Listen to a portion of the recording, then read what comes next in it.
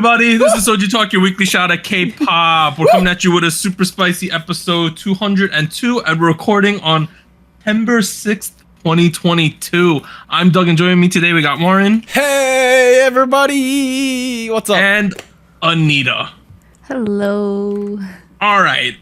Quick reminder, check out SojuTalk on your favorite podcast platform. Show to us on YouTube, enjoy the SojuTalk Discord, and be a part of the nation. Links down below. Okay. We have not released an episode since August 9th. Wow. So it's almost a month. Almost a month. We had, as you saw in our like mini 202.5 or 201.5 episode, we had a family thing with Warren going on, right? He'll talk about that later in the Afterhours segment, which is after the show ends. But you know, we're back. We're back. We've missed so many songs. Like So many. Oh. So much. You know how we normally cover 3, but we're gonna cover 6 today. Oh. And I think the news section is like triple the length too, because I couldn't cut out some of these things. So it's gonna be a jam-packed episode today. It's gonna be very fun. We're very excited to be back. We got a lot of things to say. I've been simmering on some takes for about a month now. Do we want to just get into it? We got big new releases. Yes. We're gonna cover 6 songs. Blackpink's Pink Venom, IVE's Afterlife, Twice Talk That Talk, Rocket Punch Flash, Key Gasoline, and Billlie Ring My Bell. What a Wonderful World. There were a ton of other songs that were released during the break that we had, but these are the 6 that won the voting. We held voting for over a week. These are the 6 songs that won. So I'm sorry to like some of these big groups that we're not going to cover, like The Boys, I think was the biggest group we're not going to cover. Or like, I know Tempest is doing pretty well. We have One Us, Solar, and Moonbyul released something, but I'm sorry to all those groups, but these are the 6. These are the 6 that won. This is it. Additionally, now that we're back from our break, it's almost like we're starting a new season because we barely got started with the new season. So it feels like we're doing it again. A quick reminder that everything we say during this music section is just our personal opinions about these songs. I feel like we're entitled to our opinions. You're entitled to your own opinions, whether you disagree or agree with ours. So please keep that in mind before you write like a really angry comment that we have an agenda or something. Yeah. If you guys don't like our opinions, I feel like that's fine. Just like skip to the next song, skip to the next episode. Like if you know, like that's like also an option instead of wasting your time leaving a very angry comment. Or you can constructively engage with us in the comment section or join the Discord and talk because like some people in the Discord never agree with our opinions too, but we're chill with them, you know? So that's all we wanted to say. Let's start. So on Friday, all the way back on August 19th, Blackpink released Pink Venom, which is a pre-release for them. They are from YG, debut 2016. Last 3 songs were Lovesick Girls, Ice Cream, and How You Like That, with 45 music show wins so far. This music video picked up 100 million views in 1 day, 5 hours, and 36 minutes. Wow. Oh my god. Which is a new record for female artists, which broke their own record for How You Like That. Additionally, it was the first Korean language song to hit #1 on Spotify's global top 50. Wow. So, big song. Okay, let me start off with not a take. Is it a take? I don't know if maybe this is a take. Okay. I think that this song has some of the highest of high sections and the lowest of low sections throughout all the 6 songs we're going to talk about today. Ooh, okay. I see what you mean. Yeah. I think that I really hated this song when it came out. I thought that this was some hot Teddy garbage for like a good couple of days. I'm gonna be honest here. Straight to the point today. No, that's how I was back then. I thought that it was hot garbage. I was like, oh my god, I cannot believe YG and Teddy did this. And I was like, I can't believe they gave our girls this song, you know? With time though, I think the song's all right. Like it's not their best song. I'm not like let's get this real. This is not Blackpink's best song. Is it a song though? It's a song. Now I think that the rap sections, particularly anytime that Jennie or Lisa rapped, extremely good. That opening stanza thing they do there where they reference Biggie Smalls kicking the door. Then Lisa references Rihanna upon the replay, and then there's also a 50 Cent PIMP reference in there too. That section is fantastic, right? Then we got the singing section with the singing girls. I think that's good. And then we hit the chorus, and then you start to lose me a little bit. You said singing section with the singing girls. Yeah, the singing girls, dude. Okay. Rose and Jisoo, yo, the singing girls. Okay. Just making sure you know their names. And then we got the pink Venom. It's that pink Venom. Straight to the top, like whoa, Really? whoa.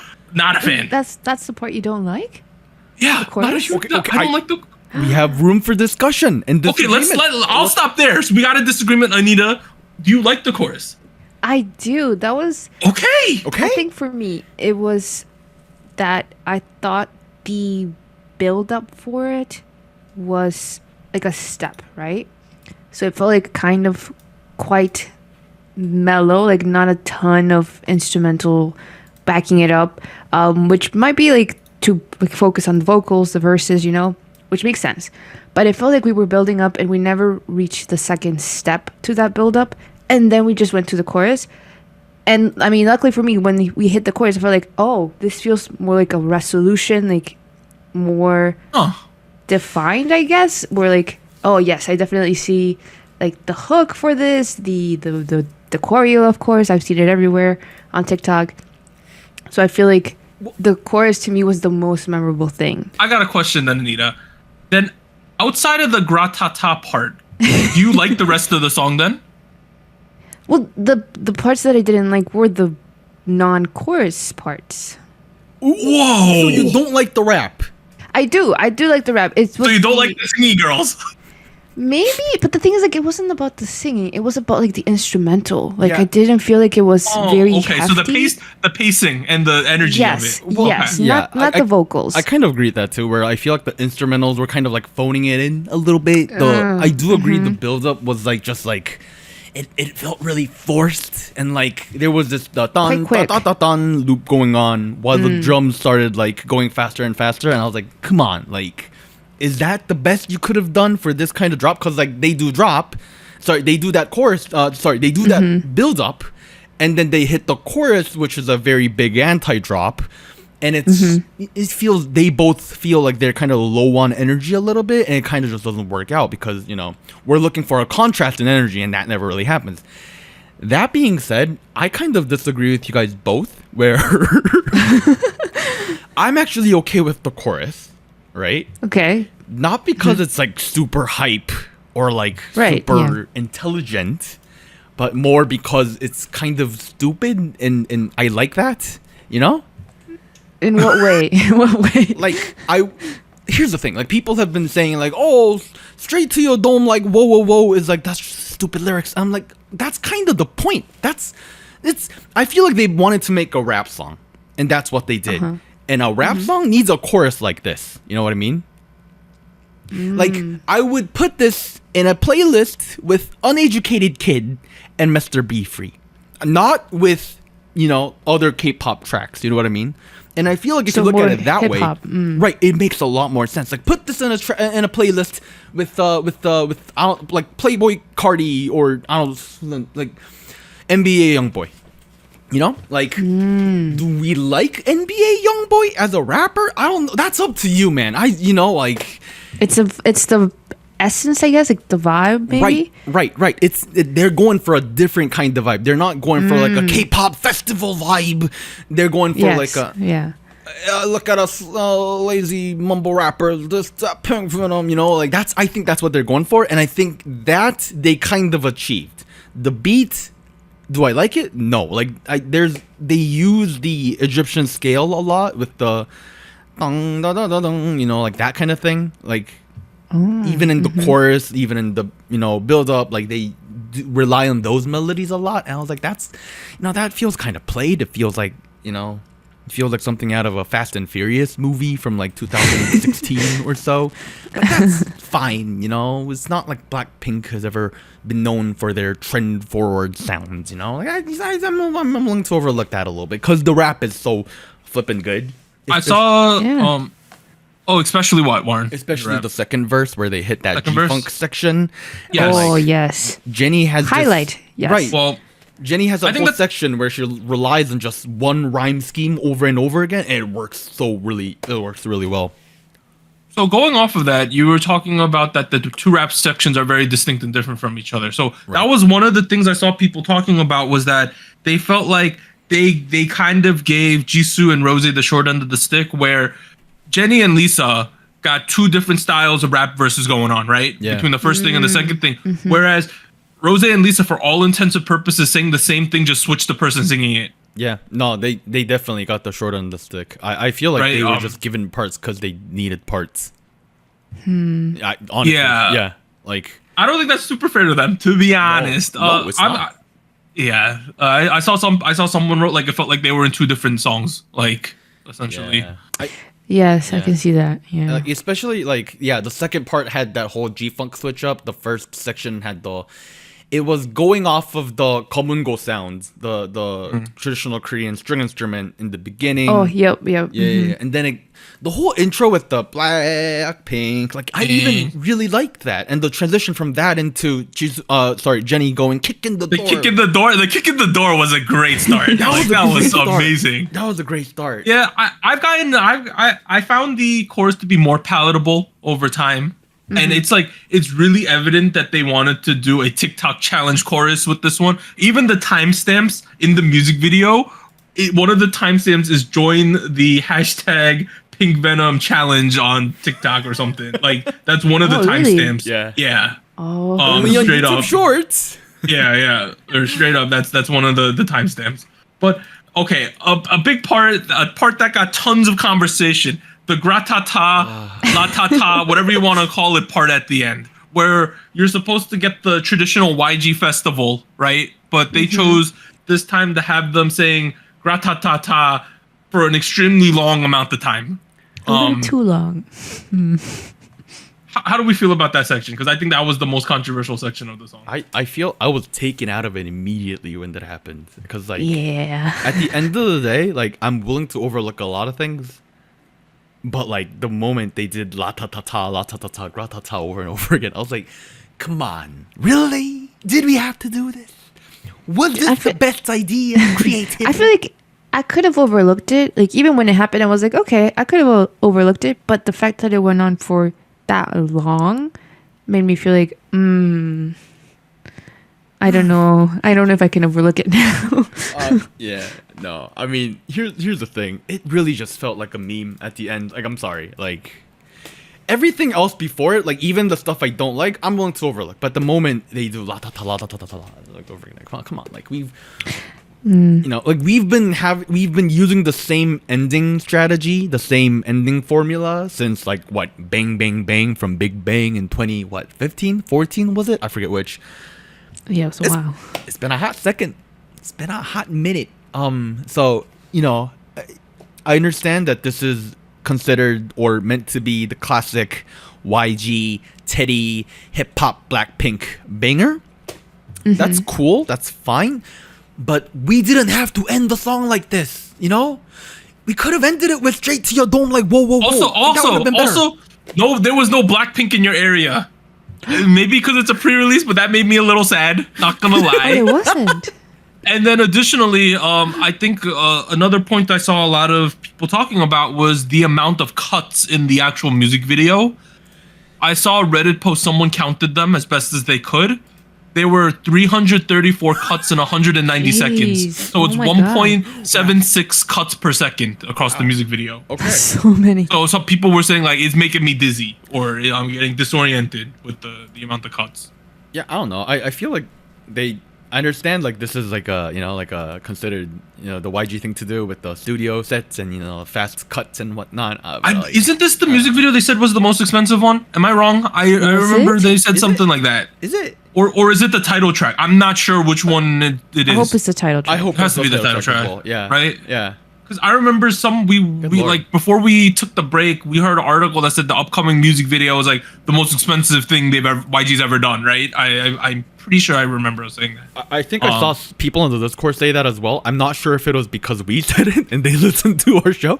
I God hope it's the title track because this music video is... That being said, hey, if they wanted to get people talking about this comeback, they got it with this one, right? This was extremely talked about for weeks. Oh yeah. Here's the thing.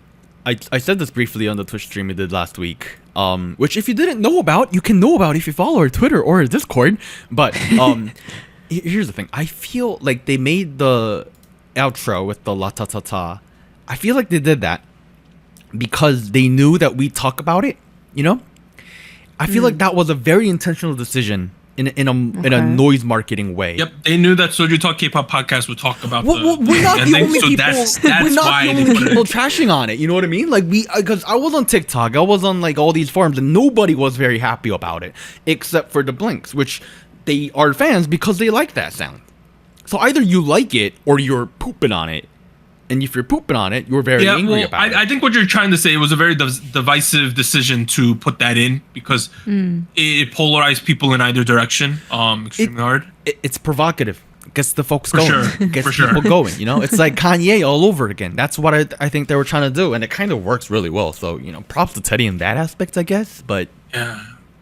This was an experience. Like I am so curious about this title track now, which means that they did their job with this pre-release. Yeah. What do you guys think the title track's gonna be like? Dude, I have no idea nowadays. I have no idea now. I'm so confused. Like this made me more confused. Like honestly, it could be anything. I'm not gonna make a judgment call here because I'm 100% gonna be wrong. Whatever I predict, it's gonna be. Someone in the Twitch stream said it might sound like Lovesick Girls more than. Oh, that's not what I want. That is not what I want. Not what you want, Anita? Okay. No. Anita very rarely is like Anita's one of the most agreeable people I know, and she's like, that is not what I want. No, that is not what you want. The song is not bad. Lovesick Girls is not bad, but it's just. When I think of the run that happened with How You Like That and then Lovesick Girls, I feel like the hypeness of the pre-release just like How You Like That was hype. How You Like That was hype. You're skipping Ice Cream with Selena Gomez. Come on. No, we don't talk about even that. I felt like the hype was building up. Hype, and then Lovesick Girls are like, oh. We don't talk about Ice Cream. I feel like there's a fair chance they're doing like a pop radio friendly pop song in the style of either Lovesick Girls or As If It's Your Last. Like that's also there, like. Okay. Oh, I wish with that one. Is pretty As If It's Your Last is good. Not my fave. You want to move on to the next song? Yes, please. All right, Monday, August 22nd, we had IVE with Afterlife. So they are from Starship. They debuted 2021. The other two songs were Love Dive and 11. Love Dive is probably a candidate for Song of the Year at this moment. Wow. 25 music. They have 25 music show wins so far. Songs. That's crazy. Wow. And the main sample of the song was Gloria Gaynor with I Will Survive. But there was also a pretty famous Korean remake by an artist called Jinju back in the day. Right, that's kind of funny because Jinju was the first produced artist from JYP. And that was essentially a remake of that song. Not even a sample, like more of a complete remake. It's literally a remake. Right. Yeah. Oh. The whole chorus is Nangentana, Nangentana. So everyone in Korea is familiar with the song, even though they might not be with Gloria Gaynor. What's also funny is that the main arrangement credit for that song was Bang PD. So wow. Yeah, weird situation there. But anyways, this song is dominating the Korean charts right now. Like it has defeated the Pink Venom, and it is on top of Attention and all of the New Jeans songs right now. This is the clear #1 song in Korea. Korean public loves IVE. Afterlife is #1. Love Dive is still #6 on the chart. And then I believe even their debut song with what is it called? 11 is 19th on the chart. Wow.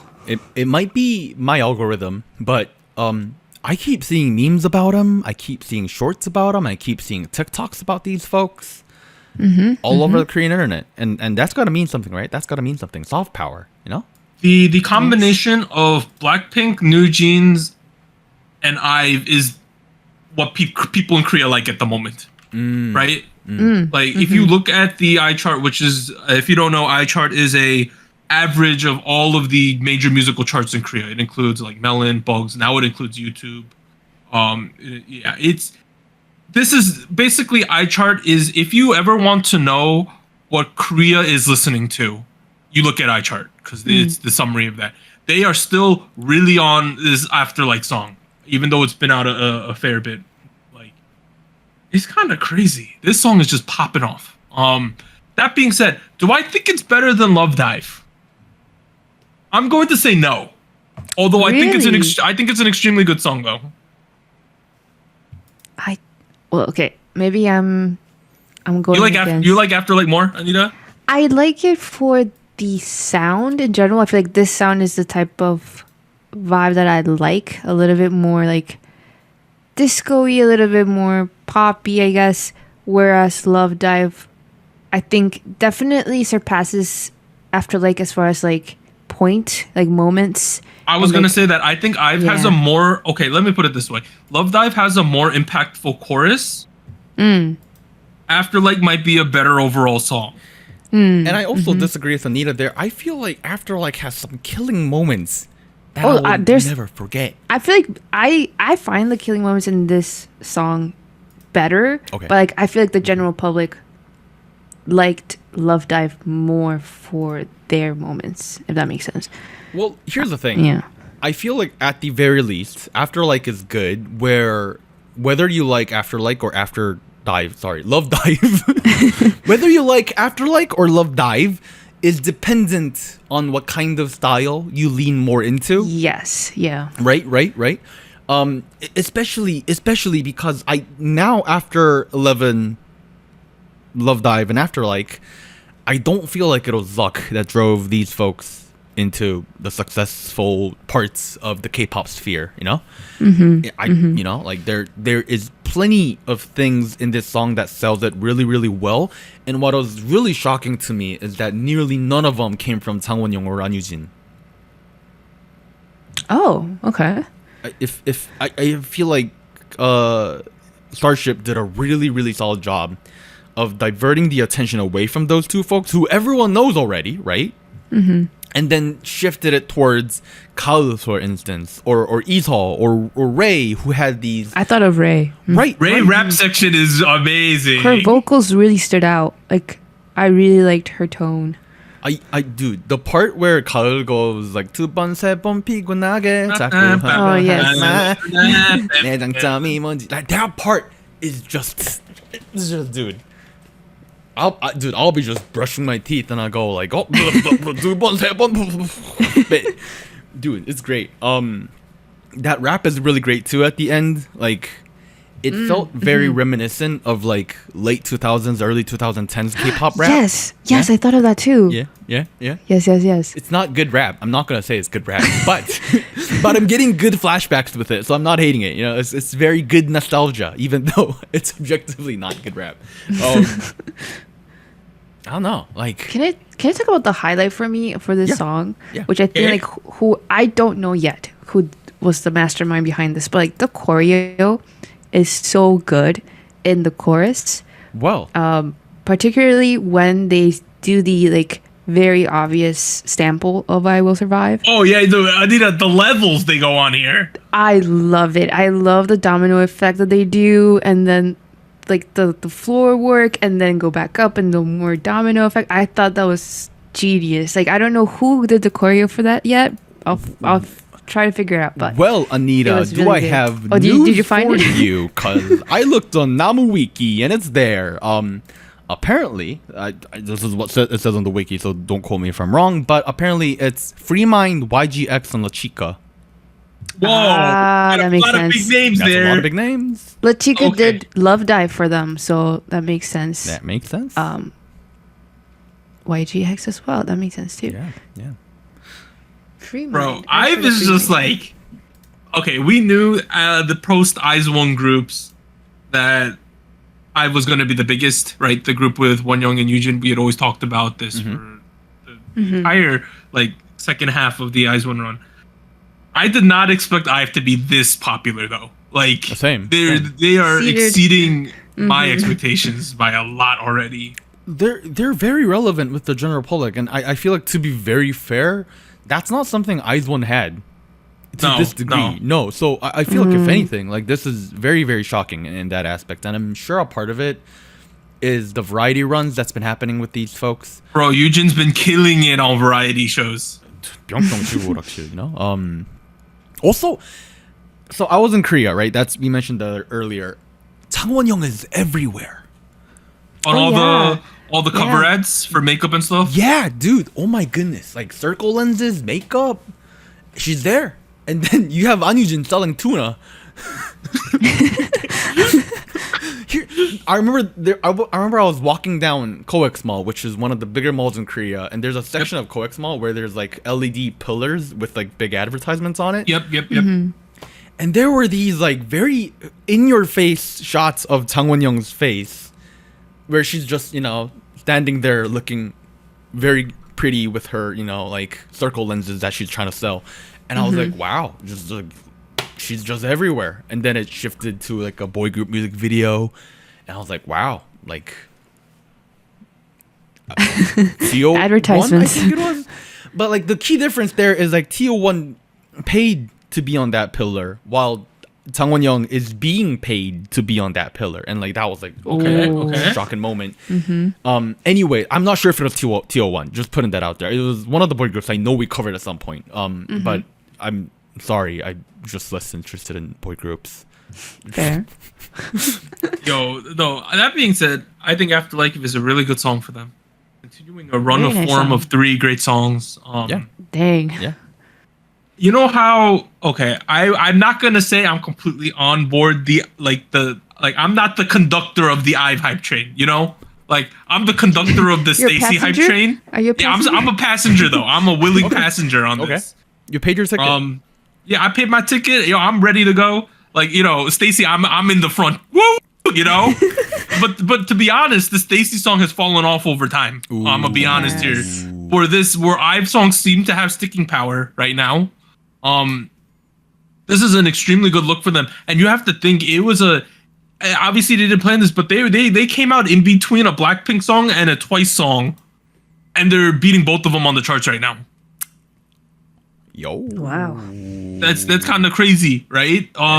Overall though, I think if you ask Starship if you told them the level of success they're having now, back when they debuted, they would be like, they would be surprised at how well it's doing. I would think. I would think so too, especially with like the girl group meta, right, per se. Especially with the newer generation. Last year was focused on like aespa or Stacey, you know. Yeah. All these folks.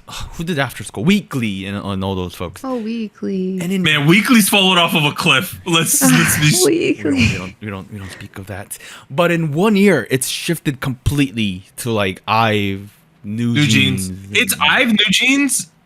It's IVE, I feel New Jeans, a really and strong push with Billlie too. You know, like yeah. If you think about it right now, it's IVE, New Jeans, and aespa. They're the top, and then one tier below is probably like a little bit below is probably like Stacey, and then probably like Billlie, because they're not from companies that have as much push as those other ones. no. At this point. I might not even say aespa is in that like top No, I think they are. for me. They are. They sold over 1 million. No, they sold a lot, but like, has it been as a good follow up to Savage and New level, a next level? You know, I don't know. Okay, that's the point that you can make. That the song that I think it's Poison, right? The one. Girls. Girls. Girls. That was it.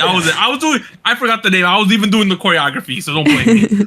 But I feel like that one just didn't hit as hard, or it didn't stick as much, is the better way to put it. Yeah. Right? Yeah. If you look on the charts, Illusion's sitting at 19th right now. Illusion, that was the name I was looking for. Yeah. Girls is on 34th and on Melon at the moment. So I feel like that says something. Le Seraphim also, like Fearless did decently well for Oh, like. right. Oh yeah. Le Seraphim's also in Yeah, that mix too. okay. Yeah, we keep forgetting about them, but they're in that mix. I think that song has grown on people as well. Overall though, the song is good. I think it's really solid. We'll have to see how much sticking power it has if it stays as long as Love Dive did, because that thing just doesn't go away. That was like a cockroach on the charts. You can't get rid of it, you know. That sounds bad. Who wants to be the cockroach? Hey, cockroaches can survive nuclear like winters did. Like They will chilling. survive. They will survive. I will survive. Like this IVE song. Survive. All right, let's do the next one. Another massive girl group on Friday, the 26th. We had Twice with Talk That Talk. They are from JYP, debuted 2015. Last 3 songs were Scientist, Alcohol Free, and Cry For Me. 119 music show wins, which I believe is #1 for girl groups. Wow. Ooh. Yeah, let me check my references. Yep, it's the second most overall, #1 for girl groups. Okay. Only Second BTS has most more. overall. That's so good. Okay, Talk That Talk, I think, encapsulate a lot of the traditional Twice goodness in a more modernized, meta way. It feels trendier. Yeah, that's what the word I'm looking for.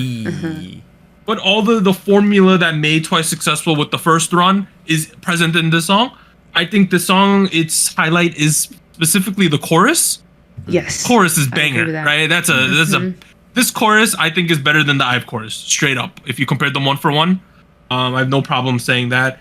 I think the Twice songs, if you have any problems with the fundamental way Twice sets up their songs, where they really focus on one kid to get their personality through, maybe at the cost of having the song flow really well together, I think that's been a thing for Twice historically. But if you're someone who likes the Twice songs, you're gonna like this song, right? If you're someone who might not be the biggest fan of the way Twice goes about their song, you might not like this song as much. But overall, the vast majority of what I've seen has been super positive about this one. That's great.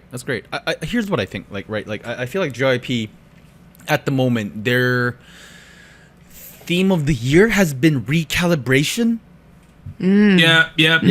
That's what I got with ITZY earlier with Sneakers. It felt like they were going back to their roots a little bit, and I feel like that's what's also happening here, right?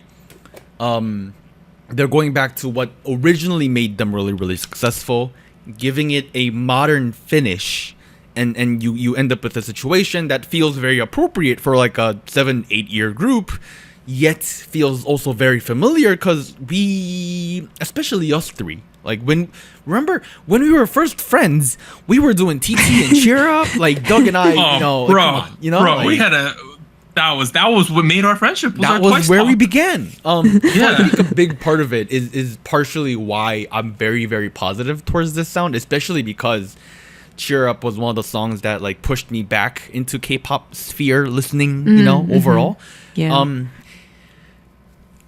But like, it doesn't really feel like a rehash of TT or Cheer Up again. It definitely feels like a fresh. Right. It's like Twice put a new coat of paint on the car. It's the same car, but they put a new coat of paint on it. They changed up the wheels a little bit. Yeah, they got a new set of rims, but it's the same car. That's what I think. That's a great look at that, like word picture as to what car what the analogies. Song is. That's analogy. Yeah. No, I think this is a good one, and it took me a little bit to get into this one because we've had so many modern girl groups gone recently. Like this is very different than like a New Jeans Attention. Right. And it took me a little bit to get into this one. I'm willing to concede now that I really like this song. Back on the stream, I was positive, but not like extremely positive on it. It's sort of like, the way I put it is, sometimes you're playing all these new video games, you're like, wow, look at all these new features and look at all the new graphics. But then you're like, oh, should I try that game I used to like a year ago? There you go. And then you try it out and you're like, yo, this is better than this. This might be better than what we got right now. It's like the Adidas Sambas right now. Like, oh, the Sambas are back. The soccer shoe. Dude, everyone in Soho is wearing Sambas. I went to Soho the other day and like, I used to have those back in the day. Dude, get with the trend. Get your Sambas with your low-rise wide fit jeans. That's what Soho's all about. Don't go to Soho. Anyways, it feels like we're back to something that feels very familiar. Is it very far from like the current K-pop like trend? I feel like that's also a little bit of the case, which I feel like contributes to the reason why it's not charting very, very well, to be very frank. Yeah, this chart, okay, let's go through some numbers here. Let me find it on the chart real quick. It's at 18th, right? But that's heavily influenced by its YouTube ranking, so it's number 5 on YouTube. But on like Melon, it's in the 30s. Genie, it's in the 40s for daily. Flow 30s, Vibe 20s. Bugs, it's in like 10th place. It's Melon, which is the most. It's the chart the platform with the most market share. They're sitting at 26 right now, and it's on the top 100. Yeah, it's continuing to rise, so maybe it'll keep going upwards. Who knows? I hope it does, because this is the kind of sound that I really, really like. But for reference, Talk That Talk came out over a week ago now, right? And Nyan Pop is in 14th place on iChart. Talk That Talk is in 18th. A while ago. Pop had a viral thing that went on with the dance and the choreo on TikTok and whatnot. This doesn't really do that. That's what I do feel like. I still think it's a shame, though. I feel like this is a song that should be in top 5. You know, maybe that's I'm thinking now that I'm thinking about Pop and Nayeon. Like, what if this also had a TikTok thing? Would this be as viral and popular? Well, okay. This is an interesting thing that I wanted to bring up. I've been thinking about this the last couple of days, but I didn't know how to say it without sounding mean or something. Oh, God. No. It has nothing to do about the song. Oh. This song's TikTok challenge is one of the worst challenges I've seen. Wait, okay, there is a challenge. I had no clue. No, it's really bad. Well, like, I gotta look it up. The camera is basically at a high angle, right? Yeah. And then they do like they don't do. There's not much dancing in the challenge. Well, until the end. Don't you want to make it easy so everybody does it? No, but it's like if you watch one more, like if you go on their YouTube channel, they have some of the YouTube shorts posted. It's surprisingly like not challengey. Okay. I'm seeing the one from 3 days ago with Nayeon. I posted one with Key or like something like that. You check those out. It's like the least challengey challenge I've seen. Here's the thing, I feel like doing the choreo is fine, but like, how are they expecting all of these TikTokers to do the angle thing? Yeah, right? I don't know. Cause like, if I'm doing a TikTok, if I'm a TikToker, you know what? I'm not a TikToker, so I don't know. But my guess is, right? If I was a TikToker, here's what I would do, right? Like, I would put the phone, I would prop it up on a wall or something, right? And then like have it on selfie mode so I know what I'm doing, and then like do the whole dance thing, and then film that and then put that on TikTok. But like, you can't do that if you gotta zoom up and down and like do the whole high-low angle thing. Like that's. It seems challenging in a way that is not a challenge. Fun, yeah. Yeah. Like, no, right? No, weird. It's a weird challenge. Like the second half, there's more dancing, but the first 15 seconds, and on TikTok, if you look at something first 5 seconds ain't good, you go to the next thing, right? Right. And the first half of this is just like, what you want? It's like I saw that and I was like, is this really the challenge? And so I've been meaning to say that. And is that a contributing factor? It might be. You know what? I don't know. I think you have a point, because I'm fairly on TikTok these days. I don't make anything, but I consume a lot of things. And the reason I was so confused, because I saw the one with Joseo, the entertainment star in Korea. Like, he did one with Gio, and I was like, is this really the challenge? Like, I don't know. They should have just done the dance. I don't know, it feels weird because like they had a huge moment with Feel Special, right? And then it kind of dissipated with Scientists, right? Because Scientists didn't really do well, let's be honest. Right?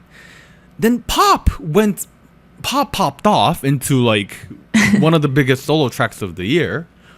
And then now this is also very silent. Maybe Twice has, lost the general public's, love, which would also make sense given that they've been around for like 7 years, constantly pushing out comebacks. It might make sense if like we're all wanting shiny. They have not lost my love though, but the numbers don't lie in terms of charting. Right. It's a bit confusing. Maybe they chose that style of TikTok challenge because the beginning choreography of the chorus is the most intensive part. Mm-hmm. But that's the main part that you remember though, is seeing Gio like busting ass on that first 10 seconds of the chorus. So it's just weird that you would make the challenge not include that part, right? In my opinion. You know what? At the end of the day, I like the song. It has beautiful moments. Do you like the rap section? I always bring this up with Twice songs. I don't think of it as a rap section, and that makes it really, really good. Okay. Can we give our girl Son Chaeyoung a rap song? Because I cannot tell her levels or what's going on with her, because she's pigeonholed into these type of like rap, quote unquote rap sections, right?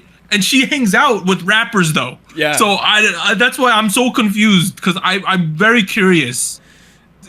I'm assuming she's pigeonholed here into doing this type of stuff. There was an end of the year show thing where JYP rappers, including her, did like a special rap thing. And it was very clear that she was pulling inspiration from Jackie Y, who was very popular at the time. So like she listens and she knows what's going on. So now that we've had Pop with Nayeon, maybe we can have like Guap on My Wrist by Chaeyoung or something. I don't know, like just put that out there. Like, that's a horrible name. Don't use Guap on My Wrist. Oh no. Yeah, I'm just curious, right? Because I think a lot of the Twice songs come with this like very cookie cutter, idly, quote unquote rap section, right? And I've always wanted to see them do something a little bit different there. Right. That's what was exciting about Nayeon to me, quite frankly, because Nayeon did end up with a situation where she did more of the whole K-pop thing that they're really, really good at, and I know their talents are, even beyond that. So let's see where they go from there. Clearly, they are still invested, because they're doing group stuff. 7 years in, I believe they're all signed again, right? Yes. I think they did. Yes. Yeah. I believe that was the news a while back. They're still going for who knows how long. They're still partying. Man, you brought her up, Jackie White. That girl fell off she disappeared. That girl. Well, she disappeared on purpose. That's what. Yeah, I know. That's a big what if, like Dean. For me. That being said, I think drop an album, Dean. I think the package is good. We got the Twice formula here. I think it's working extremely well. Very good song from them. For sure. Great song. Song is great. Great song. Song is lovely. Beautiful. All right. Amazing. We've done half the songs. We got 3 more to go. On go. Monday, on August 29th, we had Rocket Punch with Flash. They are from Woollim, debut 2019. Last 3 songs were Chiquita, Ring Ring, and Juicy. Juicy. How did you feel about Flash Warren as the Rocket Punch fan? As a catchy? As the resident catchy in the room. As the group that I will continue to stand.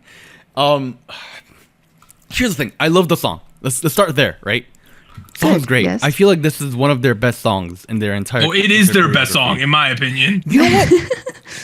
I feel like I would have to choose between this and Bim Bam Boom, and I might choose this on a day. I might choose Bim Bam Boom on a different day, but for the most part, depends. Yeah, I'm very satisfied with the result we got because it feels it does 2 things, right? First of all, it feels very K-poppy. It feels very standard K-pop, but at the same time, it doesn't feel cliched. It doesn't feel like they're just straight up jacking another style or a different sound or a different identity, So for the most part, I think I'm very satisfied. There are moments where I think they sound great. They are clearly way better of a vocalist and performer than they were. Yes, they've gotten way better, dude. Good lord. Dude. The parts where Yeonmi and Suyun do like pre-choruses and choruses, dude, I'm like, yo, those are good. That falsetto chorus, lord, it's good, dude. It's good. I've given Rocket Punch some shit over the years. This is a good song, dude.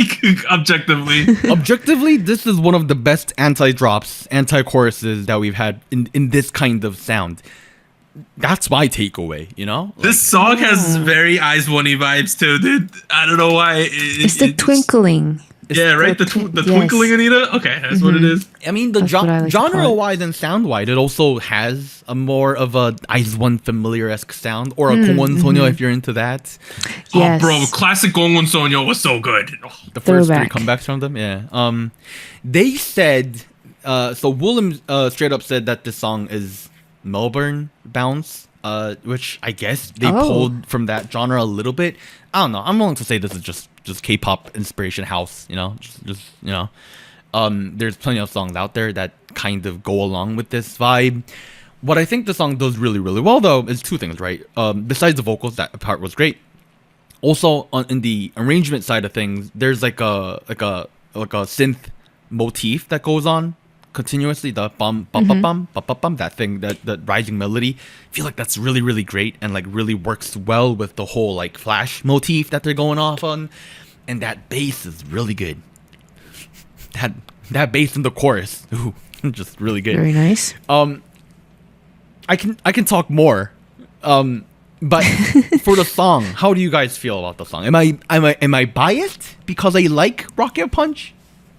I don't think so. I think off the bat, I like this sound more. This is the direction, dude. This is good. This is good. I don't know. Here's what I think, right? Like they're capturing two things, right? They have I feel like they still capture the energy from Bim Bam Boom and like the feels like I'm opening up a can of Sprite kind of vibe. Oh, yes. Yeah. Yes. But at the same time, if the chorus, it feels a little dreamy, you know? Feels... Yep.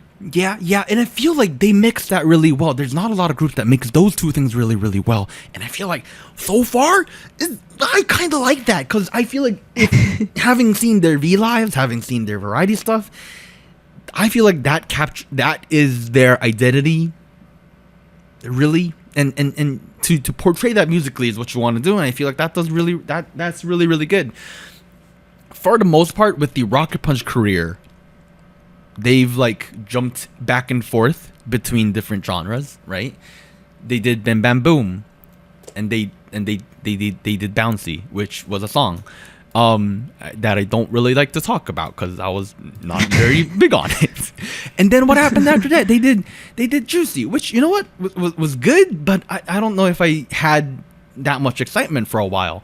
Then they did Ring Ring, which was, you know, people liked it. People liked Ring Ring was good. Ring Ring was good. And then you know, they tried to do Ring Ring again with Chiquita, and you know what? I don't think that really worked super well. No. Not bad though. So here's where I'm concerned with Rocket Punch is that I hope they still have money. Willem. No, that's the big problem. That's the big realistically speaking, like sure, Flash has sold 18K on first week. Good. The numbers I'm seeing, like a lot of their contemporaries are doing better numbers, right? That's the problem. If, objectively speaking, 18K is not amazing.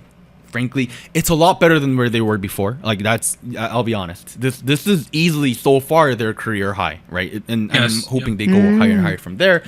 And to be quite frank, this does come at the cost of their company's Sunbez leaving the company.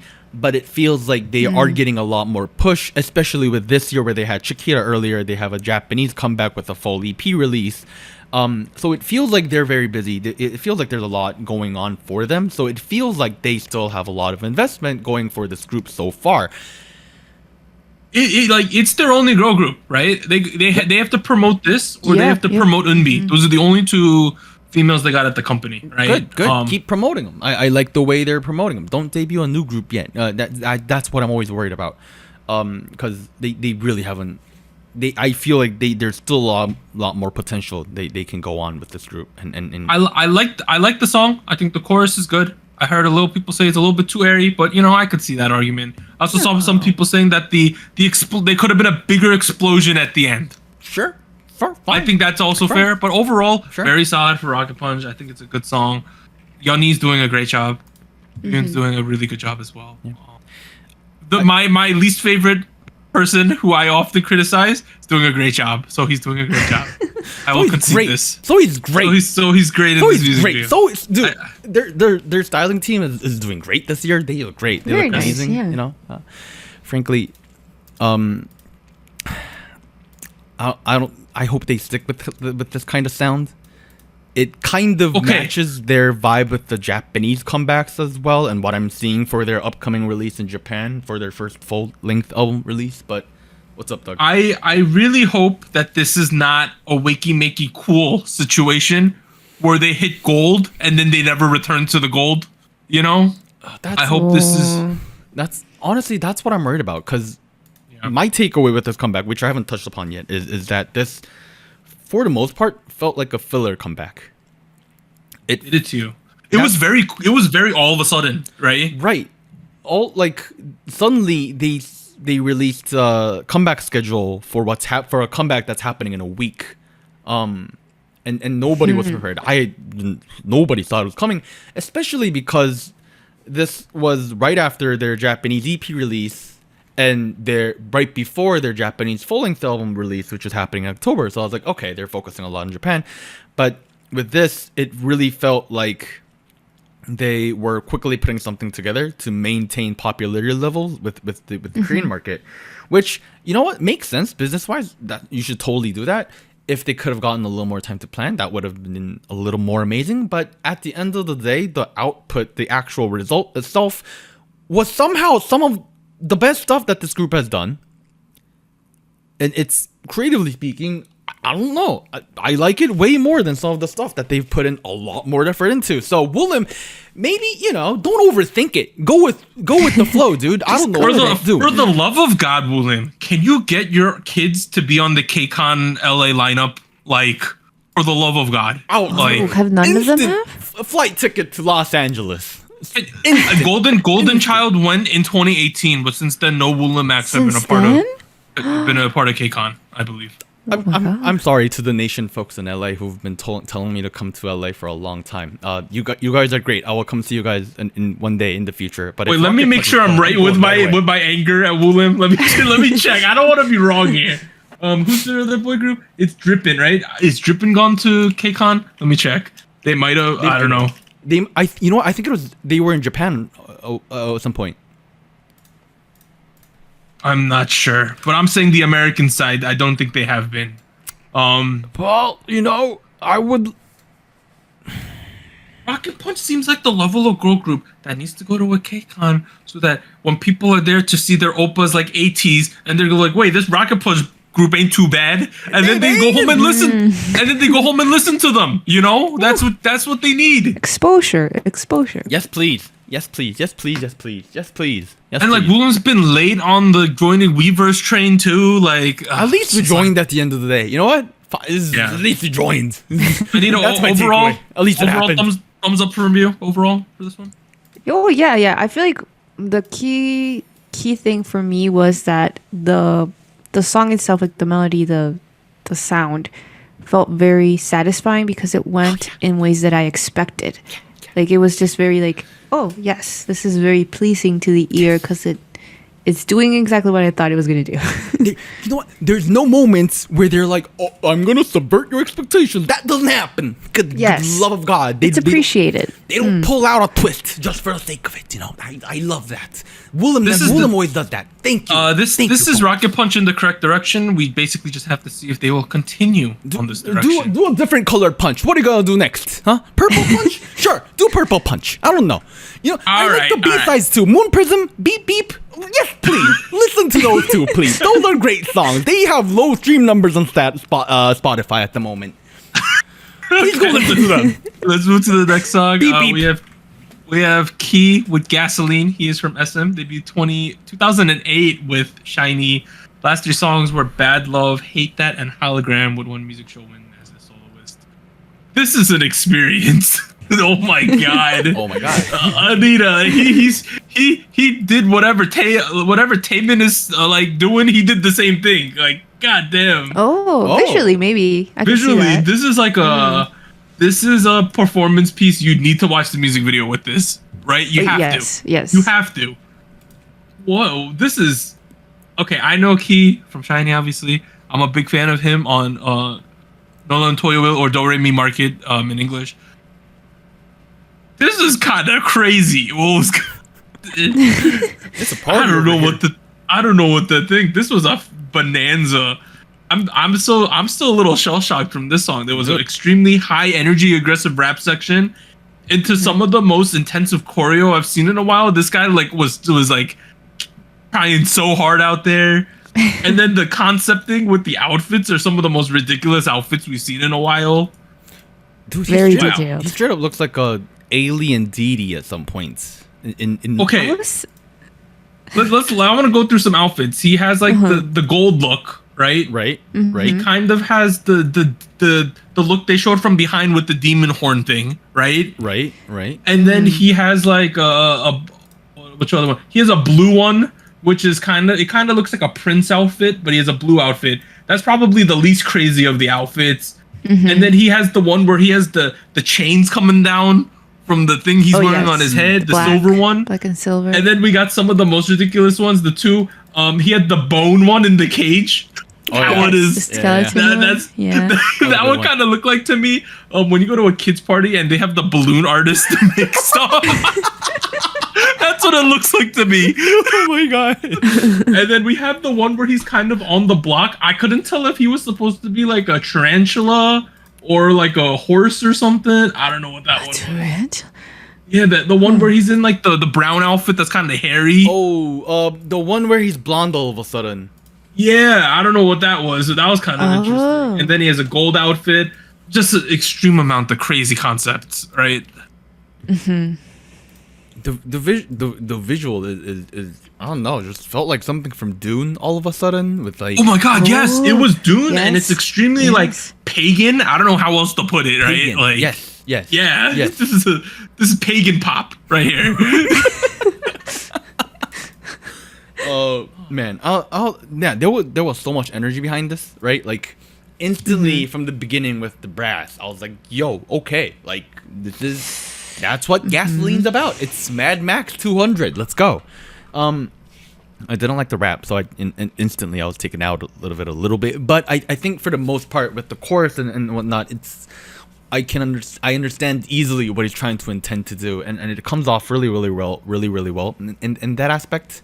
There are parts of it where it felt a little too much for me. But the rap comes off a little bit yelly. Like it's like during the rap section, he's like ba ba ba ba ba ba ba ba ba ba ba ba ba, right? Like over and over again.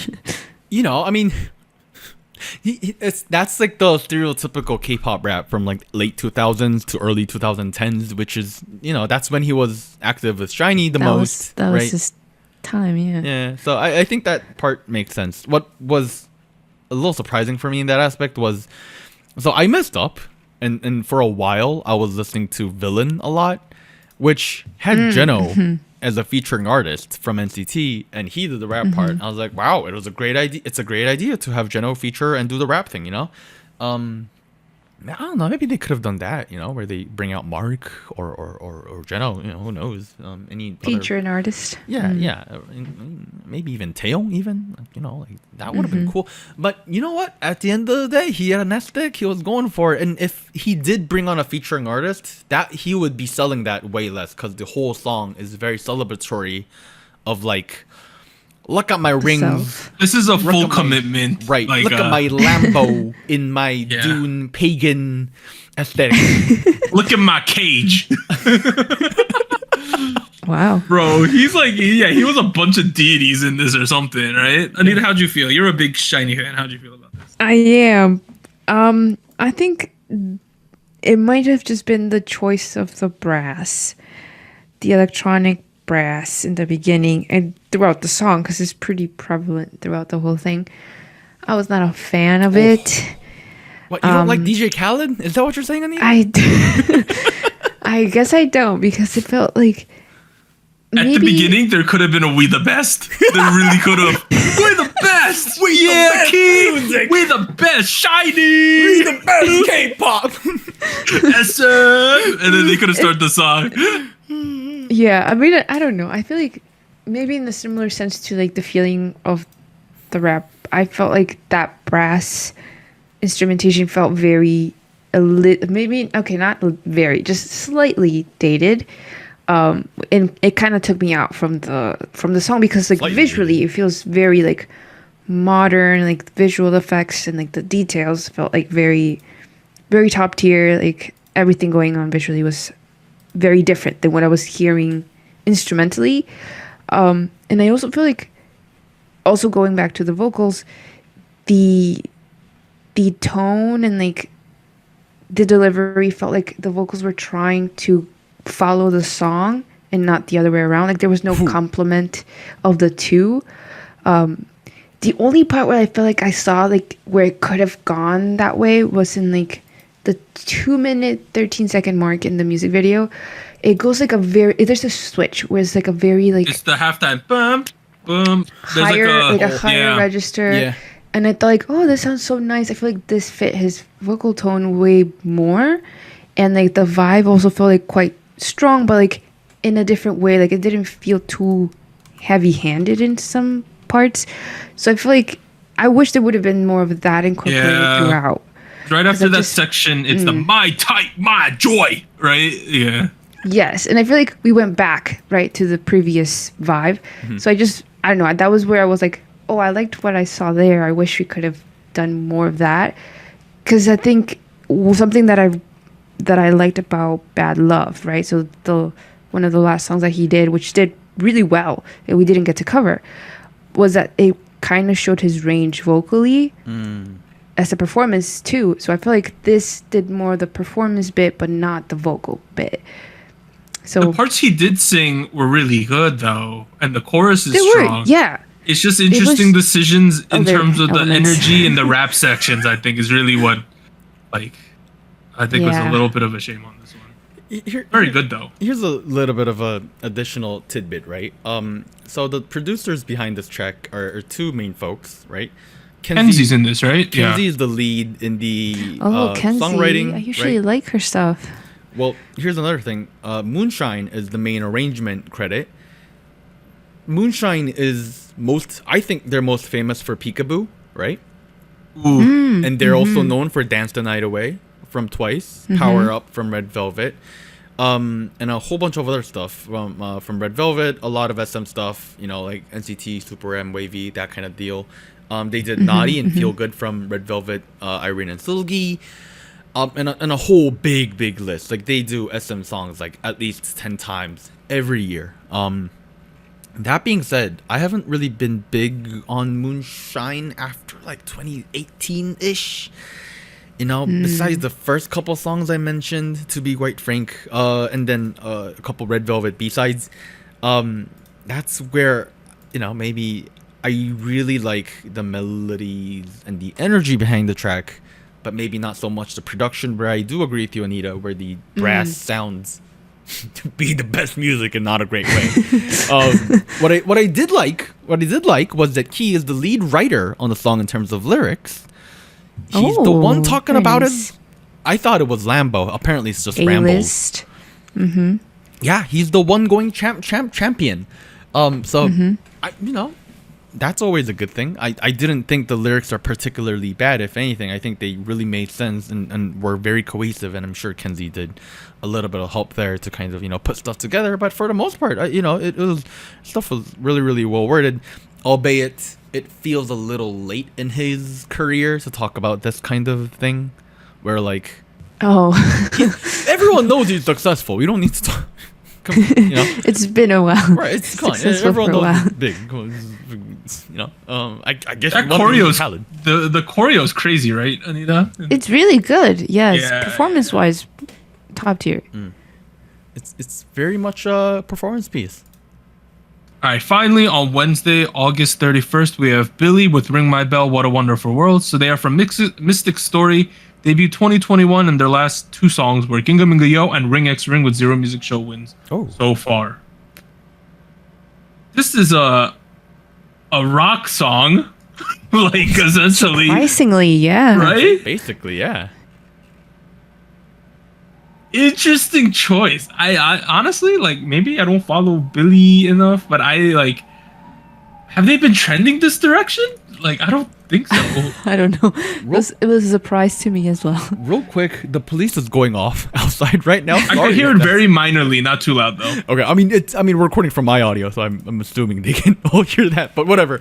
It's a very big hard rock song. It feels very punky, right? It feels like early 2000s / the 70s as well.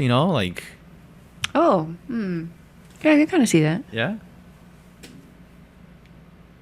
Is no one gonna say anything about how they feel about the song? I feel like, okay, for me, yeah, maybe I'm in the minority here, but for some reason I felt like it was a little odd to see this sound with choreo. Oh, well, that's what they're all about. That's what they're all about, being odd, isn't it?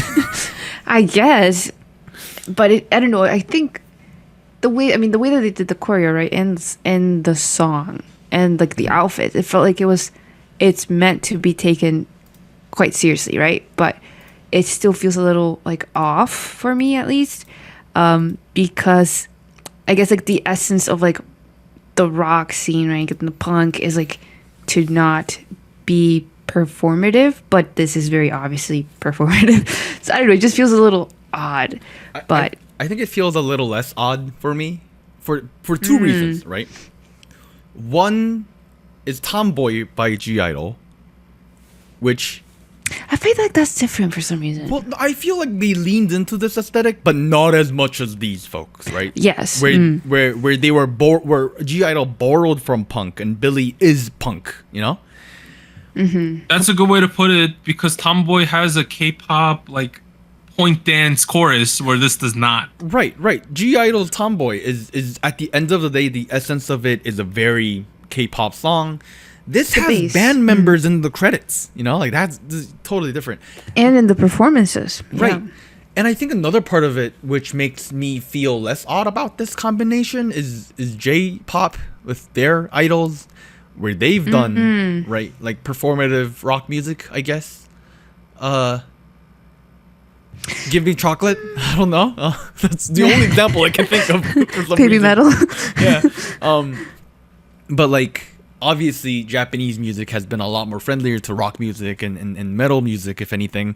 So they've had that mix a couple times, several times, many times. And maybe that's why I feel a little less odd about it.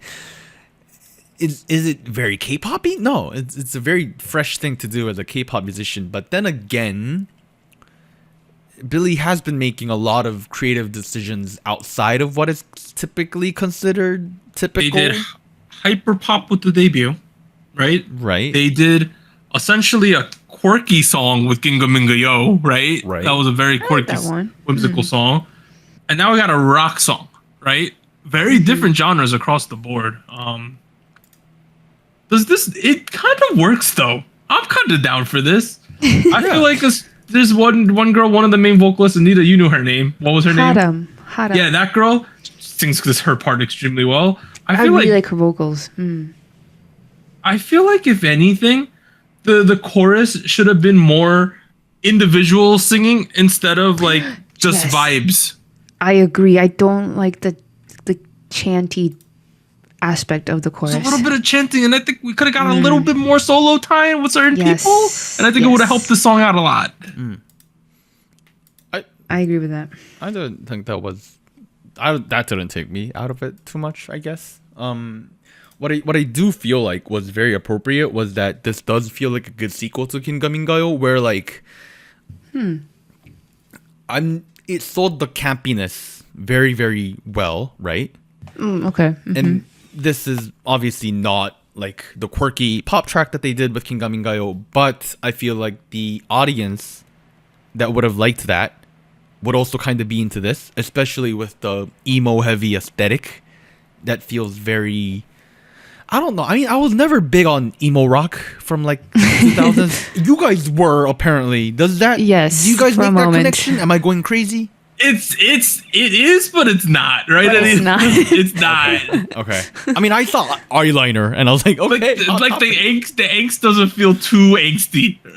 Like if I could, this is like a little too smooth to be compared to the other songs. You're telling me them literally jumping off the building to fly in the sky is not angsty enough for you? I'm saying musically, this feels a little too Sound-wise. streamlined. Okay. Yeah. I mean, yeah, it does have a very pop finish to it, where it's not punk rock at the end of the day. Yeah. Yeah. This one's like this one's an enigma to me. I know our Discord likes this song. Our Discord loves Billlie. I don't know. I think for the most Billlie part, right, fans. where I'm not super familiar with this kind of sound, it's not really something that I would normally check out on a normal Monday evening. You know, that being said, with that in mind, I was kind of sold on it. I'm not sure how it fits into the entire post-rock era right now, but for the most part, I thought it did what it wants to well. It has a very band sound to it, and I'm not complaining about it. I like it a lot more than Kingamingayo, if anything, you know? Really? Yeah, where it felt like I was eating pure sugar capsules, you know? Just it felt good. Yeah, I like Ginga sugar. Minga Yo was, if I remember correctly, I wasn't the biggest fan of it I of love it at the sugar. time either. Yeah, no. I think that it grew on me, but this remember, I think getting back to what I said previously, it's like when I think of a more of a punk song, I want to hear what the vocalists can do, right? Because a lot of what punk rock is, the main vocal singing with the band behind them, it's like oh wow, this It's a really unique sound to this group, right? Like Paramore has a very distinct Paramore sound because of Hayley Williams' voice, right? 100%. I think with this song, because it rests the chorus, at least the front half of the chorus, on that more of that chanty thing, I think it loses some of the magic that could have been there. And I think when the vocals do come in, it's the strongest point of it. But I think it's weird because you choose to go this route where it's kind of rocky, but then you throw in the K-pop elements in, and it's just like I'm not completely sold on it. Here's the thing. I feel like yes, they could have leaned a little more into Haram Main's vocals, and even added in like a prominent lead vocal in there as well. But the moment they lean harder and harder into that, it becomes difficult to sell as a K-pop track. That is fair. Yeah, that's fair. You gotta split it up and give everyone a good time. Yeah. What if Hayley Williams started doing K-pop choreography? Right. That'd be. I couldn't handle that, dude. There seems to be a lot of lore going on here that I'm just too dumb to understand too. Right. I'm very confused. I don't know what's going on. I have no clue what's going on. I know there's lore though. But I appreciate the creepiness. I like that they kept up with that. I also appreciate how like I don't need to understand the lore to enjoy the song. Like, like I don't need to know what this whole village thing is, but I still know. I mean, let me reword that. I don't know what that whole village lore thing is, but I know what the song's about. I understood that. I understood the theme, you know. Whereas a group like I don't know aespa, I need to know the buzzwords in order to understand. Ooh, that's the villain. They're going into a field to fight a big snake. You know, like that's. I gotta understand that in order to understand that. That doesn't happen here, which I really, really appreciate. Thank you, Mr. Yoon. Overall, though, I think Billlie as a group to me is still a bit of an enigma. Like, if you told me what kind of group is Billlie, I couldn't tell you, to be straight up at this point with the 3 different songs we've gotten. I would say experimental, if anything. Experimental, quirky. Yeah, that's a good vibe here. I want to see.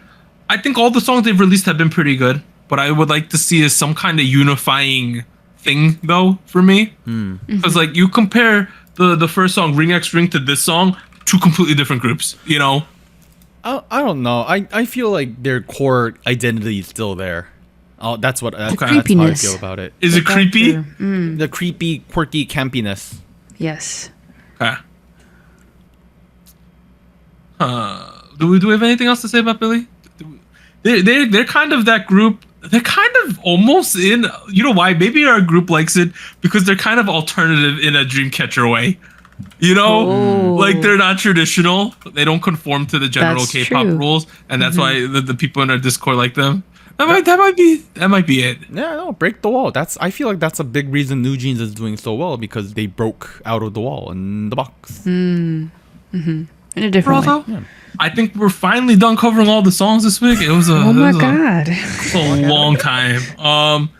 Other releases this week include, okay, this is gonna take a hot minute. Long list. Try B with Kiss, Cards BM with Strangers, Pentagon's Kino with Pose, Extraordinary Hero Strawberry Cake, Joyuri Maybe via Universe, Junie with Not About You, The Boys with Whisper, On and Off Your Song, Craxy Undercover, Bay 173 with Dash, Luminous with Engine, Lucy with Play, Skylee Bye Bye Bye, NCT's Jaehyun with Forever Only via NCT Lab, One Ho Don't Hesitate via Universe, CIX 458, Vix's Leo with Losing Game, JB with Rocking Chair, not Rocket Chair, Hasungun with Focus, Blanky with Fuego Burn It Up, AB6 released their first English single with Chance, DKB released 24/7, Yeti and Sam Kim released Nap Fairy via SM Station, Tempest released Can't Stop Shining, which is actually doing well in the charts.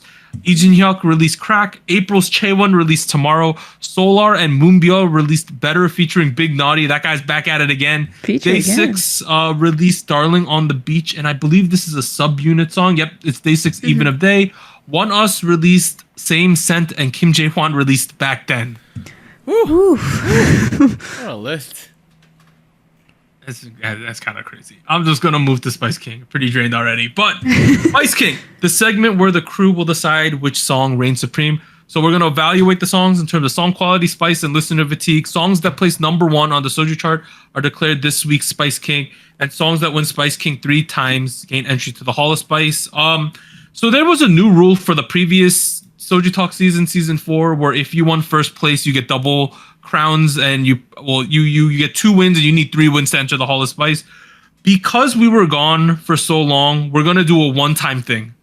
The song that places number 1 today is entering the Hall of Spice, straight up. The song that places second place, we're going to give them 2 crowns or 2 wins, depending on how you see it. And the song that placed third place will get 1 win. So basically, the way I'm gonna say it, whoever wins today is getting Hall of Spice. Next week, if the song that gets second this week wins next week, they're instantly in the Hall of Spice as well. So that's how we're gonna do it. Okay. All right, new candidates are Blackpink's Pink Venom, IVE After Like, Twice's Talk That Talk, Rocket Punch's Flash, Key's Gasoline, and Billie's Ring My Bell, What a Wonderful World. And then the last time we did the chart on episode 201, New Jeans picked up their 3rd crown and entered the Hall of Spice. Second place was Girls' Generation's Forever One. And third place was the tie between Stacy's Beautiful Monster and AT's Gorilla. Oof. Okay. It's been a while. I struggled mightily to place first place this week. Okay. It is between IVE After Like and Twice Talk That Talk. I think both of these songs are extremely good. But if you put a imaginary K-pop gun to my head and I had to put one of them in first place, I'm gonna put After Like in first place on the chart this week. Ooh. Okay. I don't know. Just something about it reaches me more than Talk That Talk. Anita, Fair. what is your chart? Wait, you didn't tell us the second and third place. What was the rest of your chart, Doug? I'm an idiot. All right, first place is IVE's After Like. Second place, Twice Talk That Talk. Third place, Rocket Punch Flash. There we go. Oh, good. Oh. That is the chart. Wait, Anita, why are you surprised? Why are you surprised? You shall see. I'm, pretty much the same. First place, After Like. Second place, Talk That Talk.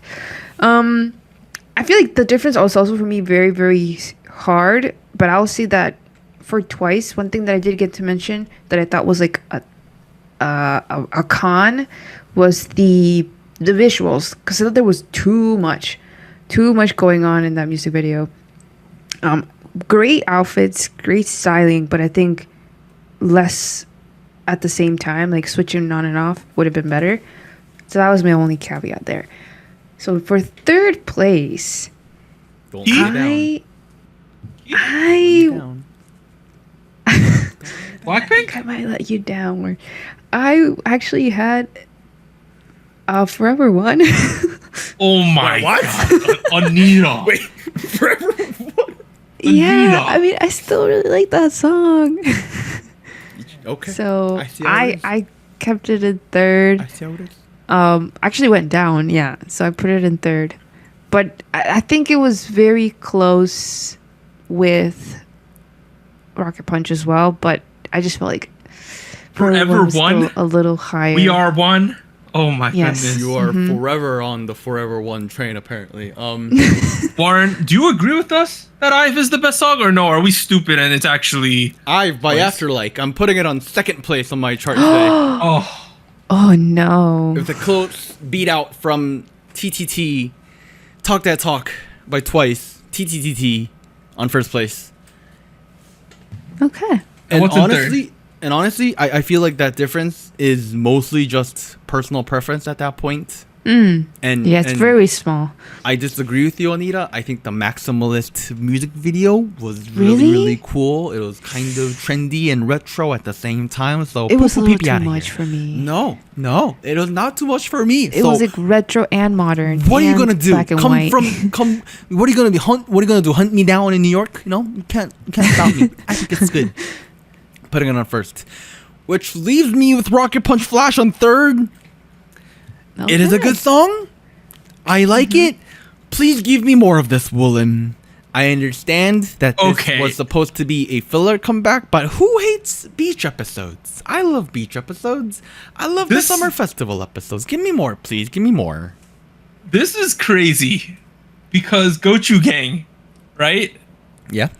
They agree with Warren, and they have Twice in first place. Ooh. There you go. Wait, with 59 points. Second place, they have IVE Afterlight with 36. And in third place, second place is IVE Afterlight, and in third place they have Rocket Punch with Flash with 20. We have the Which means Wait. there's a tie for first. It's a tie. It's a tie. Wait, do they both go? I guess they both enter Hall of Spice. Oh Jesus! I was really Anita. I was really expecting you to put Twice in first. So, oh really? Yeah. I thought Dang. I was fairly confident that Twice was gonna enter Hall this week. But yo, hey, that's a good thing, right? I guess. to be fair, I think both of those songs are Hall of Spice level. Yes, So- I agree with that. Yo, with a tie gonna for get there first, eventually. because of the one-time formatting, IVE Afterlight and Twice Talk That Talk are both entering the Hall of Spice. Yeah. And in third place, we have Rocket Punch with Flash with 3 points. Let's go. So the Hall of Spice now is, let's see how fast I can say this. The Hall of Spice, as it stands, is BTS Dynamite, Twice, I Can't Stop Me, Dreamcatcher, Odd IU, Lilac, Stacey, ASAP, BTS Butter, Taeyeon, Weekend, Sunmi, You Can't Sit With Us, Stacey Stereotype, Twice to Feel, 17 Rock With You, Chungha Killing Me, From Us 9 DM, Stacey Run To You, Red Velvet Feel My Rhythm, Dreamcatcher, Maizan, Got 7 Na Na Na, Chungha Sparkling, New Jeans Attention, IVE Afterlight, and Twice's Talk That Talk. Wow. Oh my God. 21 songs. Hey, I did not expect this to happen. When I agreed to the one song entering Hall of Spice, honestly, I was under the presumption that Twice would end up in the hall today. It would be 1 and 2, like. Yeah, 1 week, I thought it was gonna be 1 and 2. Yeah. I thought both of you guys would put Twice on first and IVE on I second. was close, dude. I had it in first at one point today, and I switched. Finally, that's what it is, we're at show winners. It's a mess. I need to just try to get through it. Yeah. Bear with me, yeah. So, as a recap, these are like people that have won, where they have won like total wins so far. This so is all of the wins over the past like month. So Yes. there's gonna be multiples for each show.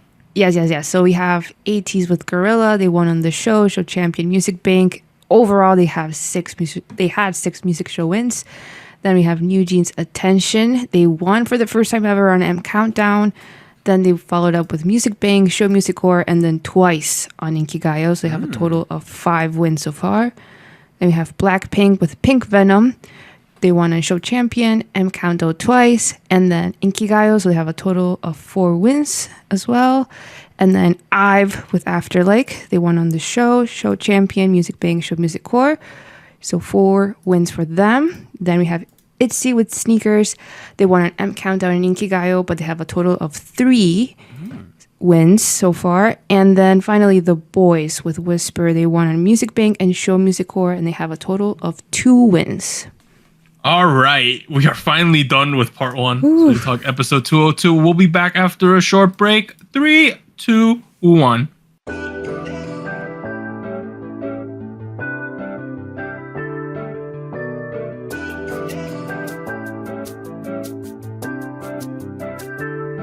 Hello, SojuTalk Nation. This is Anita here with a quick PSA.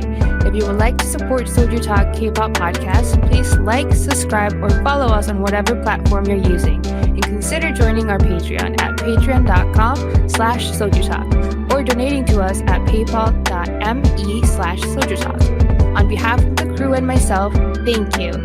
Now back to our regularly scheduled episode.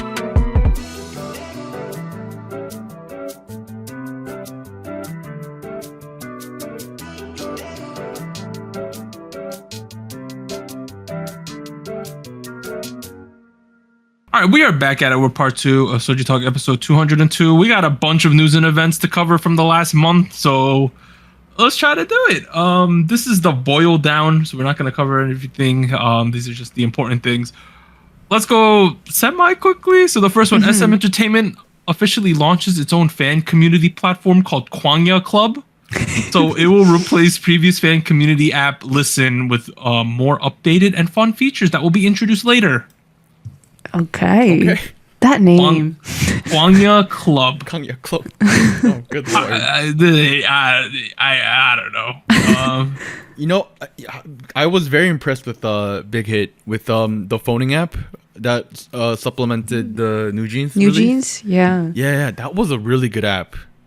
I don't know if we're reviewing apps now, but like they're gonna up their game. Listen's kind of Kwangya Club. Maybe it's gonna be. Maybe it's better. Maybe it's better. Yeah. All right, next one.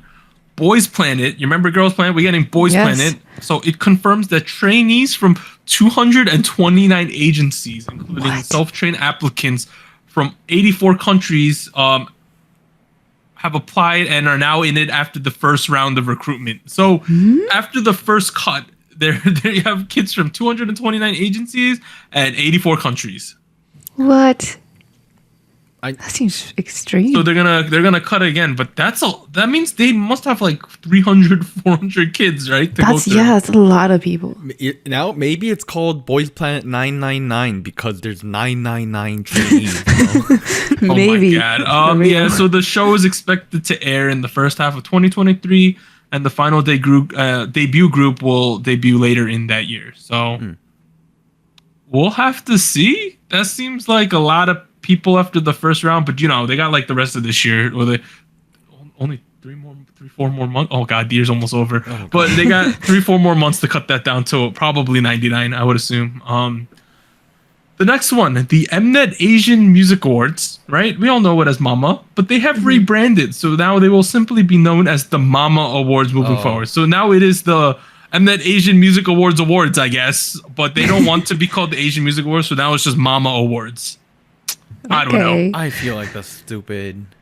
Yeah, but they should have just called it the Mnet Awards then. But the 2022 Mama Awards will take place in Japan this year, and for the first time be held across 2 consecutive days, which probably is that the first time? I know they've done 3 days before, right? Am I wrong? Was that Mama? No, they've done 3 days. They did 3. Yeah, but now it's 2. I don't think it was consecutive though. I think it was like across the span of like a month or so before. Yeah. Finally, in terms of the first segment, the production team for KBS2's music program Music Bank have been formally charged for manipulating chart scores in regards to the broadcast when Im Young-un and LE SSERAFIM were battling for first place. So back in May, it was reported that a police report began an investigation onto the show after Im Young-un got a 0 broadcast point score on Music Bank. And LE SSERAFIM won as a result. Big oof for KBS. Very big oof for the Korean broadcasting system that takes Korean taxes to run their business. That's the bigger implication is that it's not CJ, which is it's a private company and a private channel at the end of the day. KBS is like the equivalent of like the British broadcasting system in PBS. Yeah, PBS in UK. BBC. So, BBC. So big oof, KBS. Y'all and it's not all. It's like they screwed Im Young-un, who's probably one of the most popular, general public friendly acts in Korea at the moment. They effed with everyone's mom's favorite man. Yeah. The people paying for the show. Yes. Don't do that. Isn't that weird though? I don't know why you do that. They probably got bribed or something. Crazy. Next one. The VMAs, which occurred on August 28th at the Prudential Center. So it's like 30 minutes from my house. Here are the K-pop acts that won stuff. BTS won Group of the Year.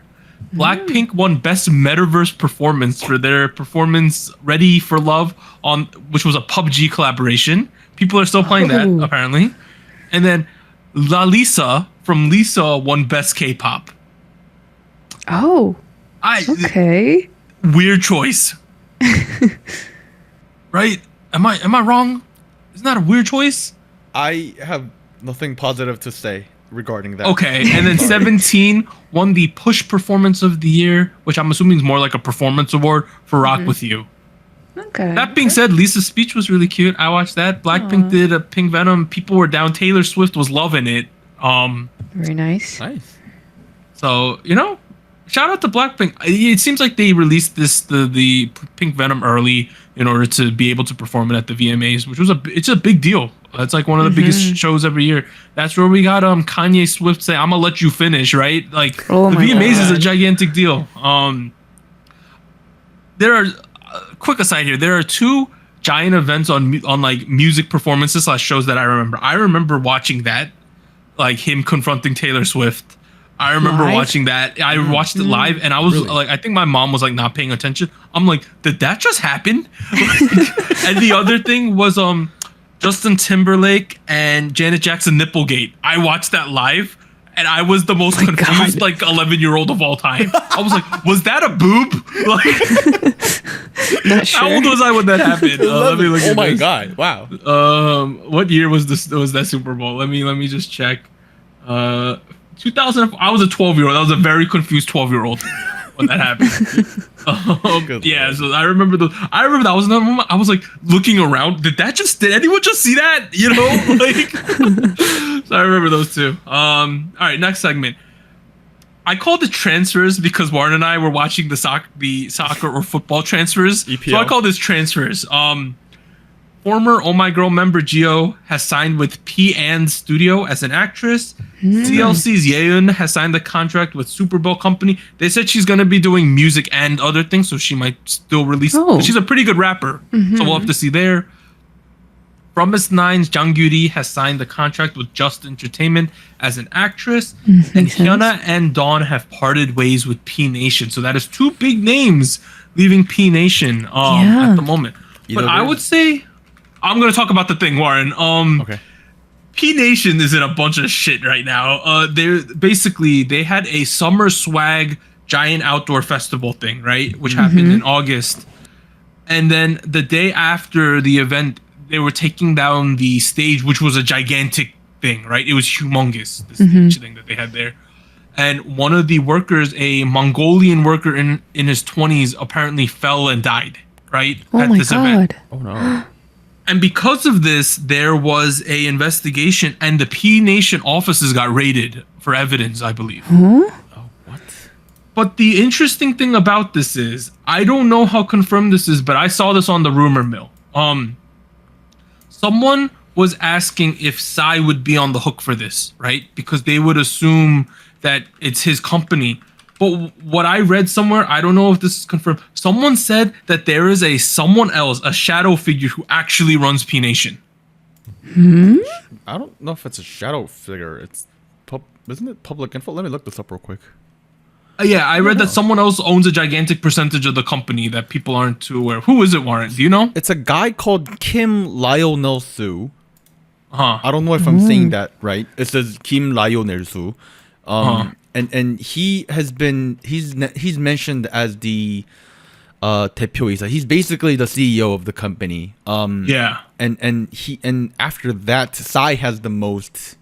Actually, no. Psy has the most share in the company. Yeah, Psy has the most share, but they say that he does not make the day-to-day decisions of the company, is what I was reading. That's what it looks like. This guy named Kim Lionel Soo, I'm assuming, is like a professional company businessman, right? So they say he might be in trouble because of this. That was what I was reading. But before I didn't know it was this Kim Lionel guy, but someone was saying it would be really funny if YG actually owns the big percentage of the company, is what I read. Someone was saying. This is all public information. If you go to jobcreate.co.kr, you can look up information about all your favorite companies. Keep on. It turns out at the end of 2021, they had 56 people in their company officially. It shows you how much money they made, how much money is in the company, what kind of insurance you get if you join the company. If you work for them? Yeah. Right? Overall, though, P Nation has been it's been looking weird. We don't know what's really going on because Jesse left, Hyuna and Dawn have now left, and we had this issue now with worker safety, which is so it wasn't a P Nation employee. It was someone contracted to work for that festival. Is what I read. But I mean, still. All right. Very sad. The TO I was gonna bring up wasn't about that. Oh, it wasn't? Oh, no. What else do you got? The TO I was gonna bring up was about the rapper kid who left P Nation. What was his name, Anita? Good lord. D-Arc? D-Arc. Yeah, no. Oh, D-Arc. what happened to him? So D-Arc, who originally gained traction through Show Me the Money and High School Rapper, incredibly talented kid, a little depressed for fair reasons, whatever. He was in P Nation for a while. I think for even just 1 year or so. And then he left. He just straight up left. He was the first to leave the company after before Jesse and now Hyuna and Dawn. And he was spotted I think an Instagram live where he was like, "Oh yeah, I left P Nation. Here's why: because the producers at P Nation, including Psy, they try to have too much creative control over your music." And he said stuff like, "Oh, Genius," right, which is the title track of, I believe, his EP back when he was in P Nation. He was like, "Yeah, that's not really the kind of music I would like to do." But it was the creative decision that came from the folks at P Nation. They are apparently very, very invasive about what kind of music and how your music is produced, which kind of goes hand in hand with Yugon Hyung and Psy's names being all over the credits of all of these folks. The obvious examples are the recent stuff that's come out of Jessie or Hyuna or Dawn. Yeah. And the exceptions being Crush, but he was in the military, right? The other exception is Haze, but she already had a pretty strong established musical identity before joining P Nation, right? Pay No Mako is the other example, but he had his album pretty much going on before he joined P Nation. And then Swings, except he hasn't released any music since joining P Nation. In fact, he's said nothing about anything ever since joining P Nation. No content. Right, which is weird because he's normally a very, very talkative person. He's the type of guy who goes, "Yo, my next album is gonna be great. Everybody get ready. This year's my year. This year's our year. Yo, JM, we the plug. I am JM, we the plug." He's the guy who does that all the time, and he's being completely silent. All he talks about, right? All he talks about is working out and playing basketball. He's like, "Who wants to play basketball with me? Send me a DM." You know. So, odd stuff, now then. I saw this on TikTok, and D-Arc left a comment on that viral TikTok saying, "Hey, please don't take out my word. Please don't take my word out of context and spin a whole new narrative out of it." But like, he said what he said. Like, I don't know what the exact context was. Maybe that'll change the situation. I mean, it seems like a solo artist, typically that is one of the main reasons to leave a company is not having creative control over your career, especially for people who are already established. They want to do that for sure. Right. And to be frank, I wasn't really happy with some of the recent stuff that's been coming out of Jessie and what's her name? Hyuna and Dawn. So I don't know. Maybe something's going on with P Nation. That's my 2 cents of the day. Thank you for joining my Are they what are they Tempest? Is that them? No, they're TNX, right? TNX. That's I them. like them. I hope they're doing okay.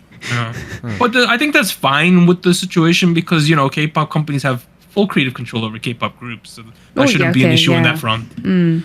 All right. You got something to say, Warren? I was just gonna say Hyuna and Dawn aren't like your typical K-pop folks. That's true. Right. Yeah. I think especially Hyuna's earned the right to choose whatever the hell she wants to do.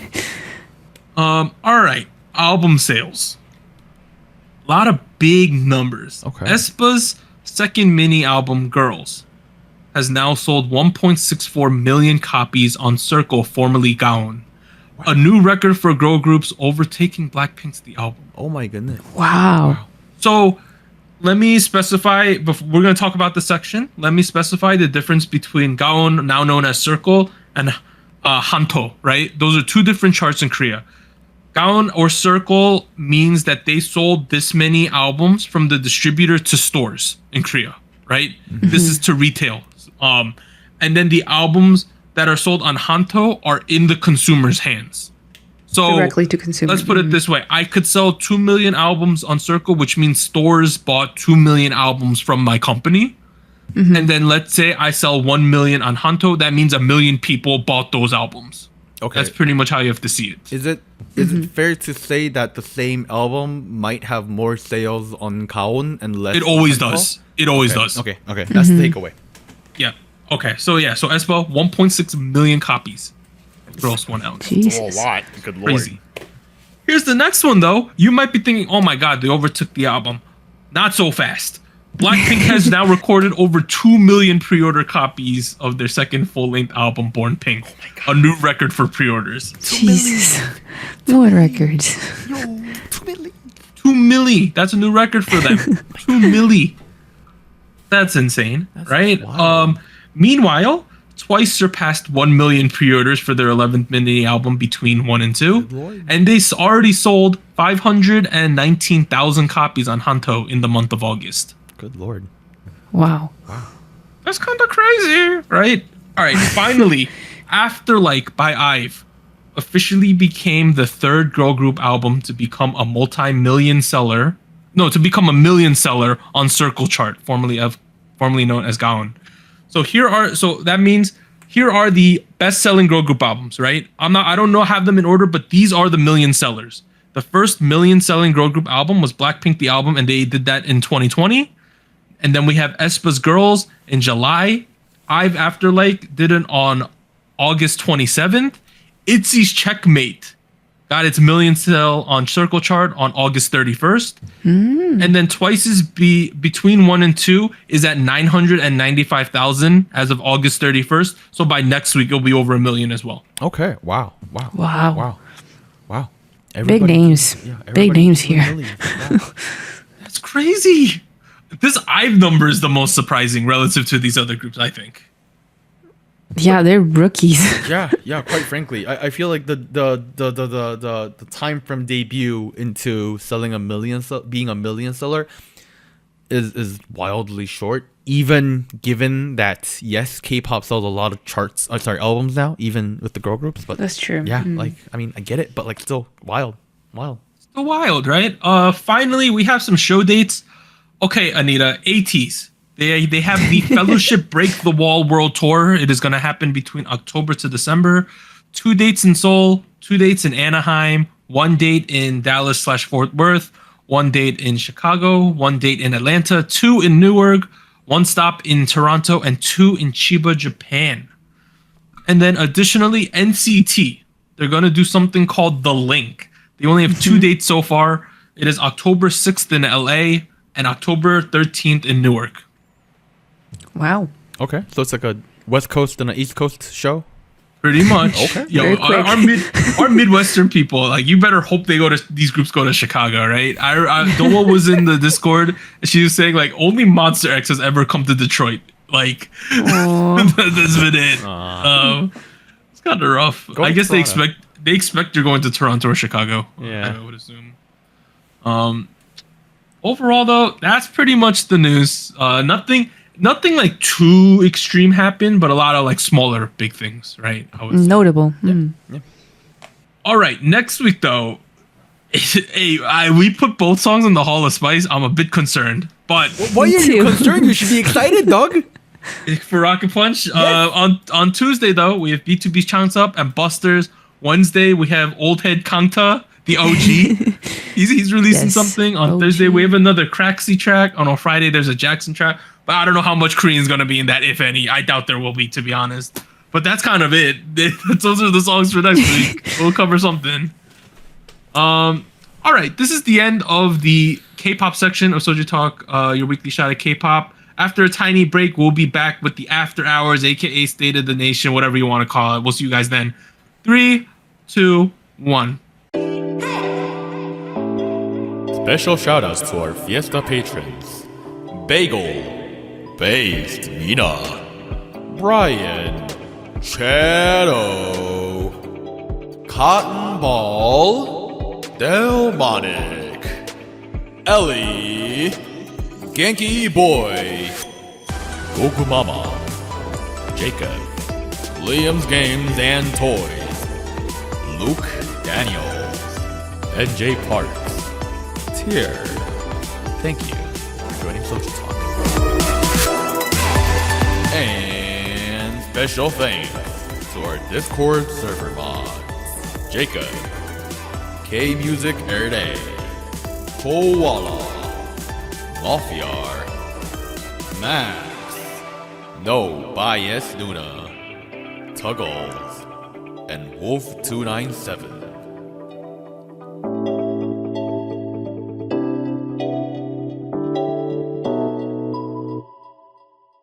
All right, it's now After Hours, aka State of the Nation, aka Open Discussion, whatever you want to call it.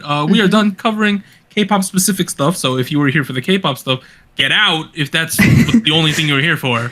But move, dude, get out the way. Well, we're gonna talk about the break we took. So I pretty much did nothing but work. My sister and her baby and my brother-in-law, they stayed with us for a couple weeks, so that was fun. Shout out to Jonah. Baby Jonah. Shout out to the big boy. He has a big head, which is kind of interesting. He's a baby. They're babies. At one point he had a 95th percentile head, meaning that if you lined up 20 babies, he is the second largest head. Yo, let's go. He's gonna be a big brain boy. But I heard with the checkup now, we're down to 90th percentile, so he's only third place biggest head among the 20 babies in the Don't lose the race, healthy. Jonah. Yeah, so shout out to them. Other than that, been hanging out.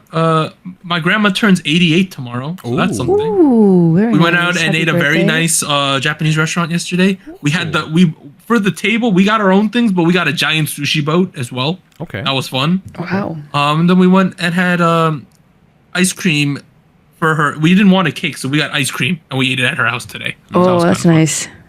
Nice. So we did that. I haven't been really doing too much. Anita, I heard you've been finishing up a show. I don't know if you finished yet, but yes, The Extraordinary Attorney Woo. I actually finished it very late, like a couple weeks after the actual running ended. Yes. I don't want to give spoilers in case people are still catching up with the ending, but I saw, right? Like, as I read some comments after the fact and like the general sense of how it ended. I think there was a certain shift where like a lot of the actions and decisions that were done by some of the characters seemed a little off. I had questions of like, why would this character do this? Like, it didn't make sense to me. But and it seemed like some people were also a little like, why did it turn out this way? Like, why did we shift into this plot line all of a sudden? And I think for the most part, they kind of wrapped it up as best as it could have been. And I was surprised to know that they're planning or they're hoping to do a season 2. Very That's interesting. Kind of awkward considering the main guy's going to the military real soon. Well, they said that they would wait for 2024. Okay, he'd be out of the military at that point. Yeah, I think they want to retain as many of the original cast as possible. But I don't know. I feel like the way that it ended was obviously like not perfect, but it was like all the strings that I think were like the big ones were tied. I think like it was a okay ending. Like, I didn't feel like this was a huge unresolved thing going on, but we'll see. I like the characters. I hope that if the second season does happen, it kind of readjusts to what the original essence of the show was, instead of like trying to include too many subplots or change things too quickly, because I think that was my criticism for like the latter half of the show. But we'll see. I really enjoyed it. Definitely recommend it to anybody who hasn't started watching it. Anita gives it a recommendation. Yes. Anita certified. It's a good show.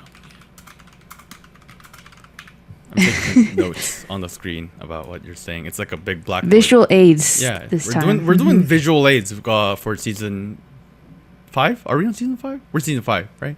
Yes. Yeah.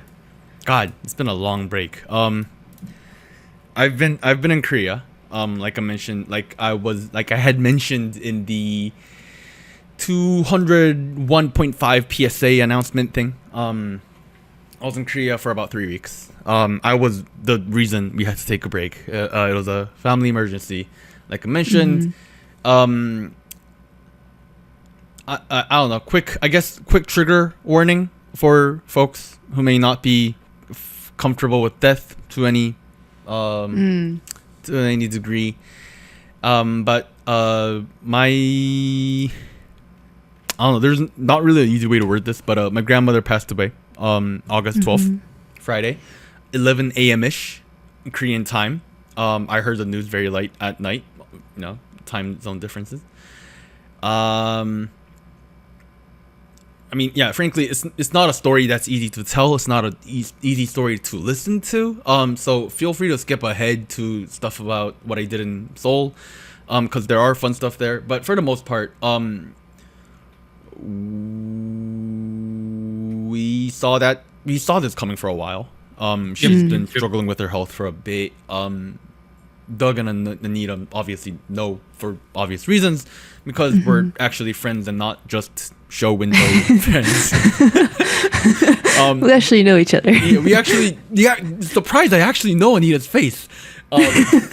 But yeah, we've been seeing she's been struggling with her health for there was contributing factors, I'll say. Yeah. It's been I think 3-4 years since her health has deteriorated very fast. And it's been, to a degree difficult to watch for certain things.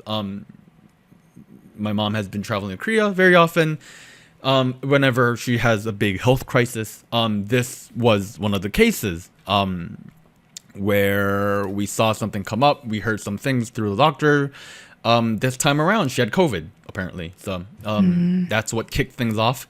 Spoiler alert, apparently she didn't have COVID. So we don't, What? Okay. Yeah. It was a weird thing.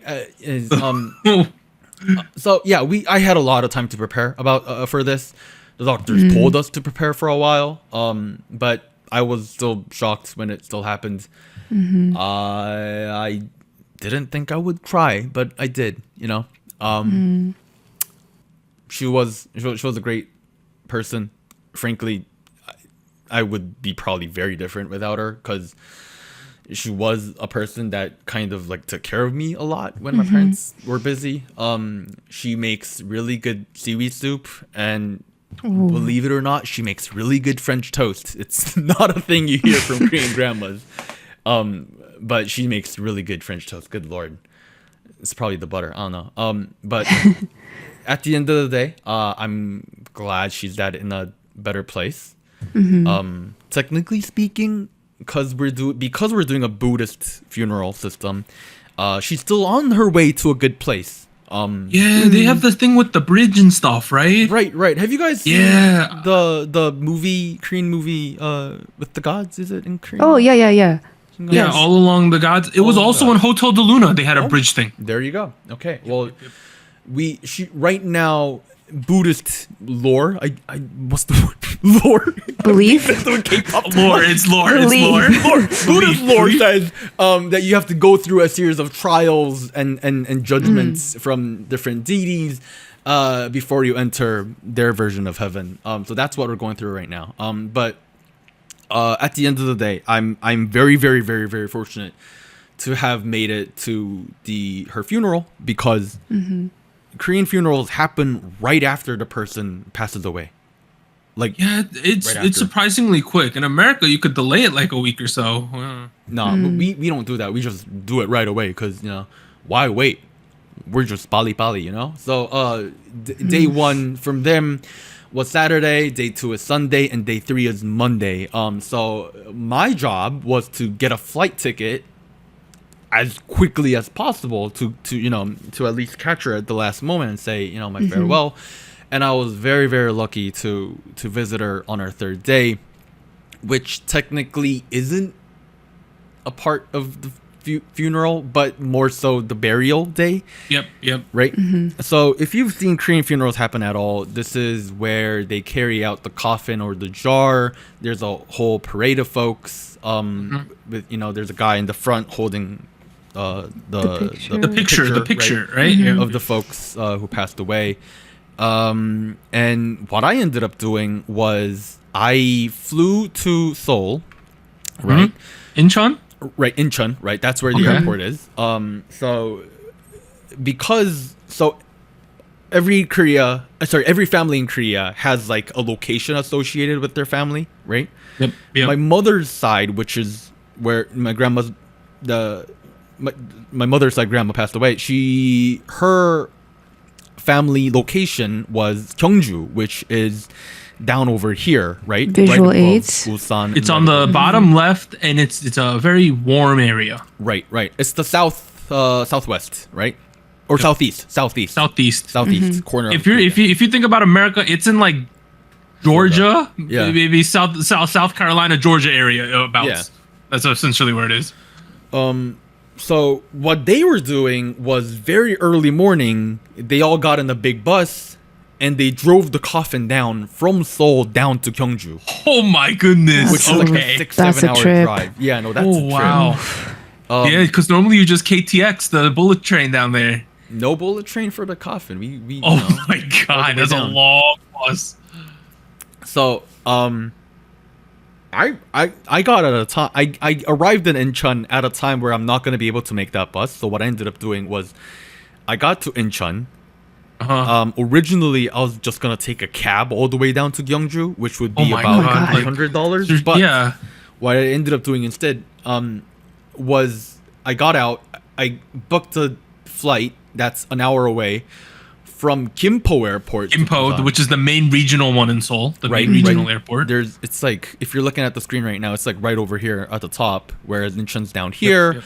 I took the subway in between. I took the Gimpo Airport down to Busan, which is actually the Kimhae Airport, and from there, a relative drove me from Kimhae to all the way to Gyeongju, which is about an hour's drive. Oh my god, dude, that's crazy. That's so intense. And I got there 30 minutes before everyone else, and like, that's perfect timing. Wow. Which was perfect timing, but also really awkward because like the administrative folks were already there. And they saw me arrive in a full suit, right?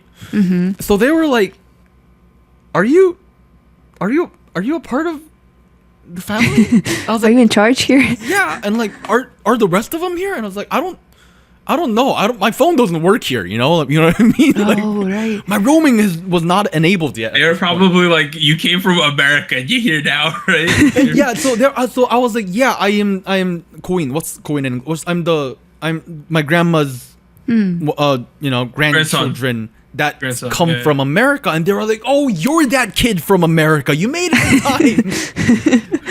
And then they were like, "Oh, you look just like your mom," and I was like, "Oh, thank you." I don't know if "thank you" is the right thing to say there, but I said the Korean equivalent of it. And from there on, we did my family arrived eventually. Some of my relatives, it's been years and years and years since I've seen them, so it was good seeing them again. Yeah, Koreans are very big on, you want the body or the remains to end up in the ancestral home if you can, Right. Like for my family, dad's side's in Daegu, but my mom's side is typically from Pyongyang in Korea, so you can't do that anymore. So they would probably go to do the stuff in wherever they live or something. So this is Gyeongju. Gyeongju is like basically Kyoto of Korea, where it was originally a capital for some of the countries like Silla. Yep. There's a lot of cultural assets down there. There's a lot of the historical sites there. Yep. Well. There's a K-pop museum, apparently. Doug told me right before I left. There's a K-pop museum right near a amusement park. Right. Yeah. That's the whole thing. And you were saying this, and I was like, wow, like I had no clue Gyeongju had all of that, even though I've been there like 20 times in my entire life. Anyways, there was like a family mountain area that they got the coffin out of, and we did a whole parade. And at a certain point, like my eyes were wet, and I was like, these are not tears. This is all sweat, because like you have to realize this is the south of Korea, and this is like 100-degree weather. I'm in a full black and white suit and dress shoes. Everyone else is wearing sneakers, by the way. But I'm hiking up a mountain in a full suit, covered in mud and sweat, and I was like, good lord. This is a big way to say goodbye. But we got up to the burial site, did all the ceremonies. One of my uncles almost passed like out for a second. Was it the heat or emotion? Well, they had it way worse than I did, because like they barely got any sleep the last like 3 days. Oh yeah, right. Like they were stressed out physically and mentally. So it's it's a whole thing. But that's basically what happened.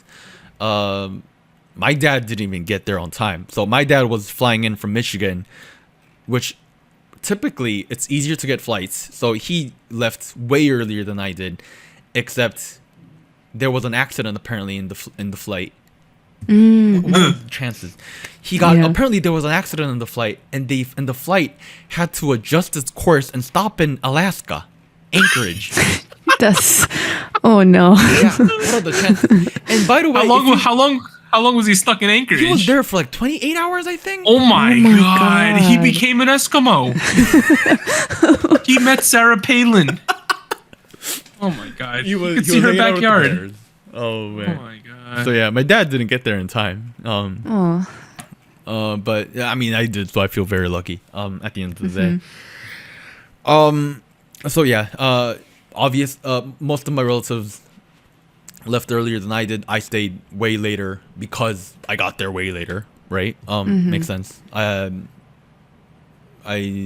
were a couple more ceremonies. I don't think I need to get into so much more detail there. But for the most part, we tried to give her the best farewell that we could.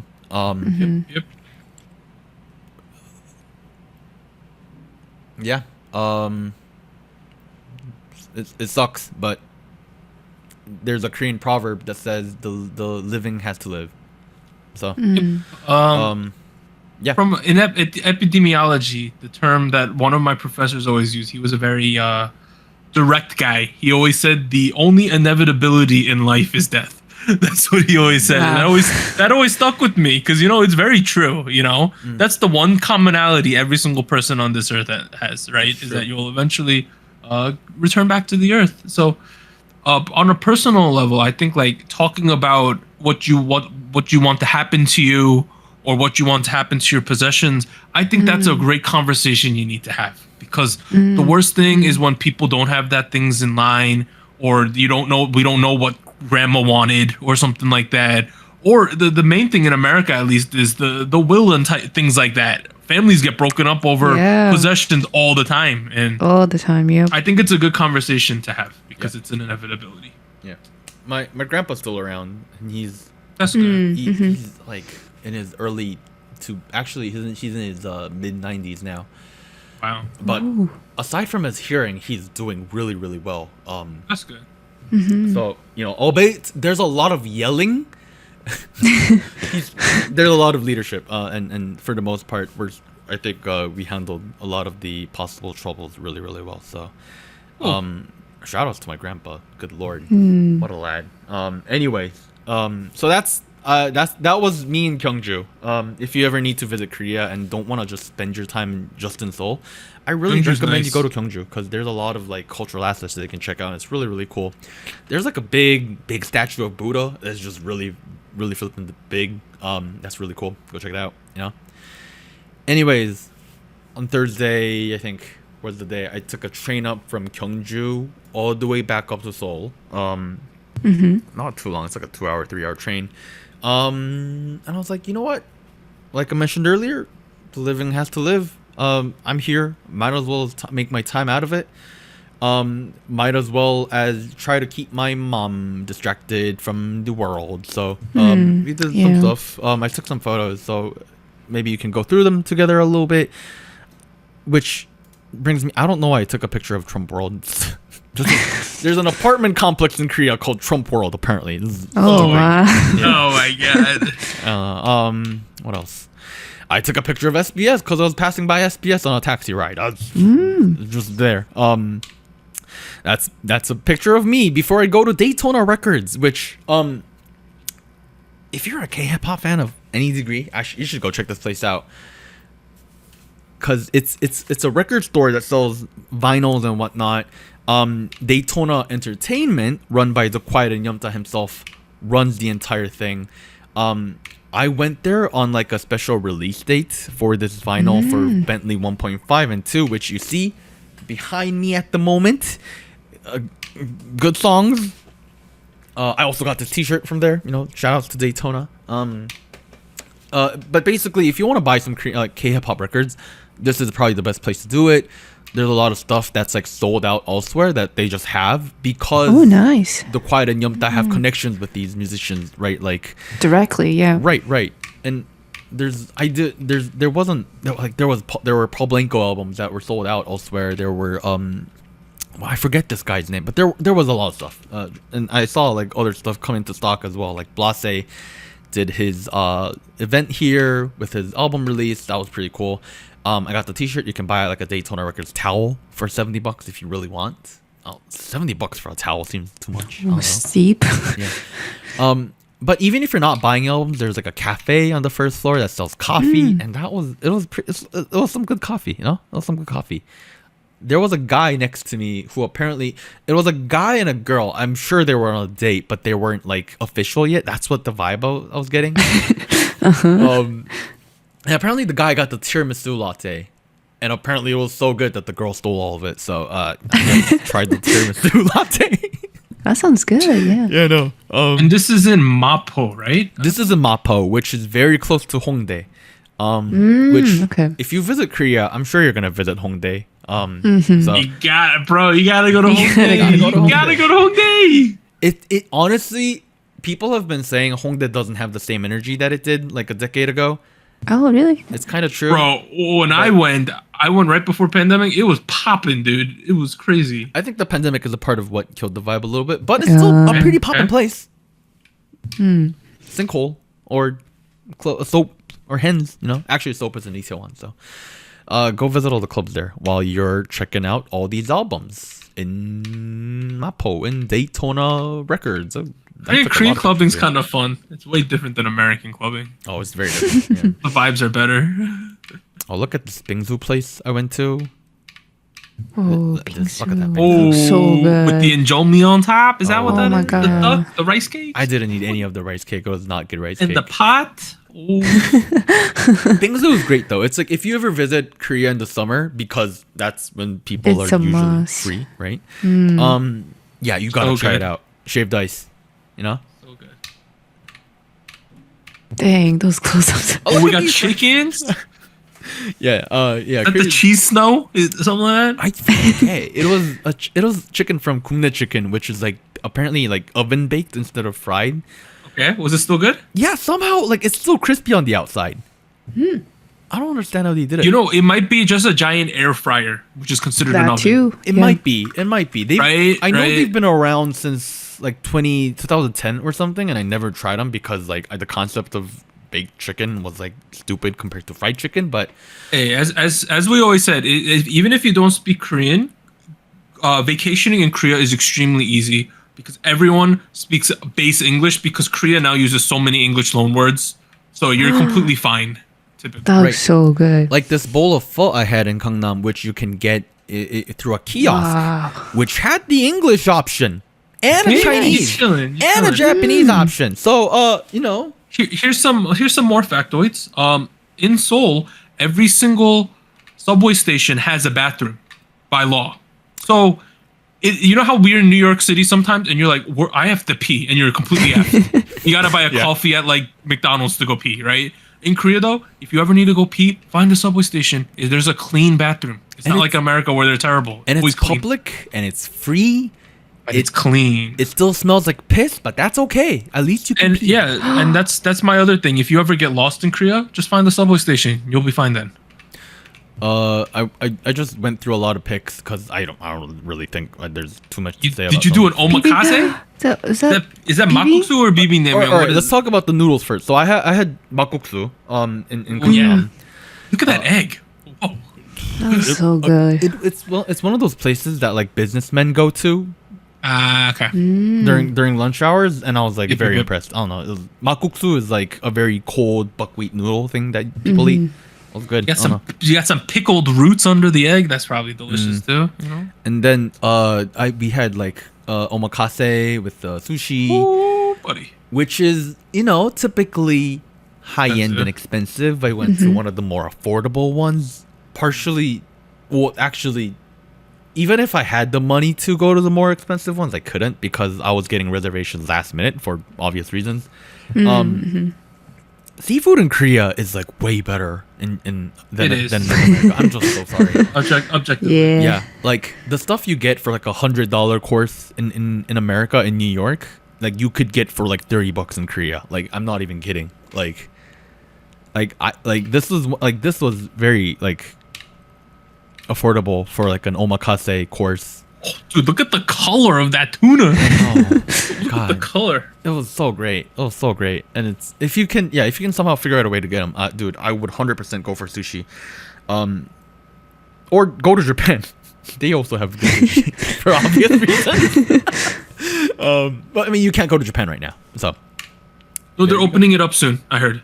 Oh, really? I think it's only for guided tours. I don't want to do guided tours. Oh, never mind. What the F? Yeah, I only want the soft tours. Is that scallop? It's scallop with uni. Yeah. Uni, right? Yeah. Ooh. It was a 12 sushi course, and at the end they were like, "Are you full? We can give you another one." I was like, Wow. "Yes, please." Wow.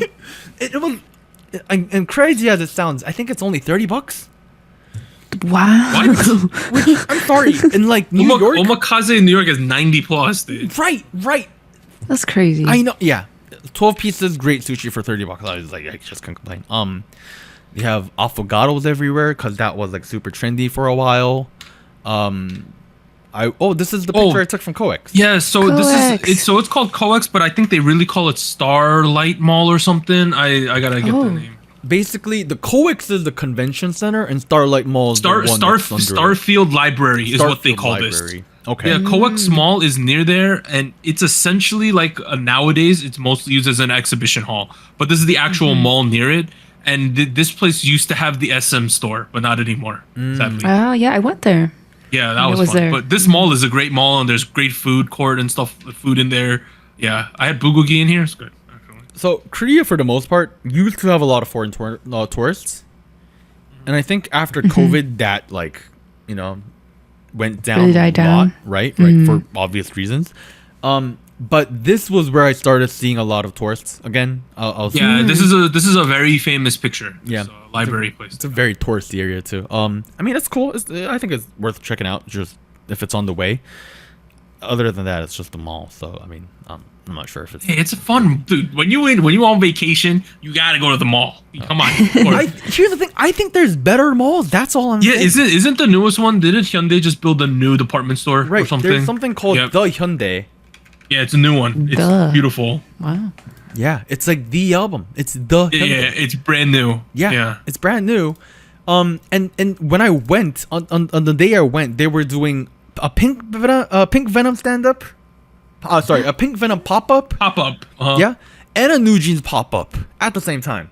Jeez. Yeah, so this is the new department store they built. I heard it's fantastic. Yeah, it was pretty cool. I mean, at the end of the day, it's just a mall, but at the same time, this store actually had all the trendy Korean brands that's like popping off these days, like that you guys would probably be interested in. Like, here's the thing: if you're into Korean fashion, like, sure, go to 8 Seconds, sure, go to Spout. That's like you're going to Uniqlo and H&M of Korea. But you could also check out Core or like After Prey, all these like cool Korean streetwear brands. Yeah, I'm definitely hitting this up. Yeah, it's really cool. Go if you ever go to Korea, go to the basement second floor of the Hyundai, buy a lot of clothes, and then go to the basement first floor where you can get food. You know. Anyways, that's what that is. It's a huge department store. I would go check that out instead if you want to shop. There's a picture I took from the hotel. In Yeouido, right? I believe. Oh no, this is Gangnam. Yeah. Yeah. Korea does this thing where like there's big roads where they have really tall buildings and behind. Oh no, I meant the the department store. Oh yes, that's right. The Hyundai I think is in Yeouido now. Yeah, it's in Yeouido. Yeah. But yeah, that's the photos I took in Korea. So there you go. Any questions?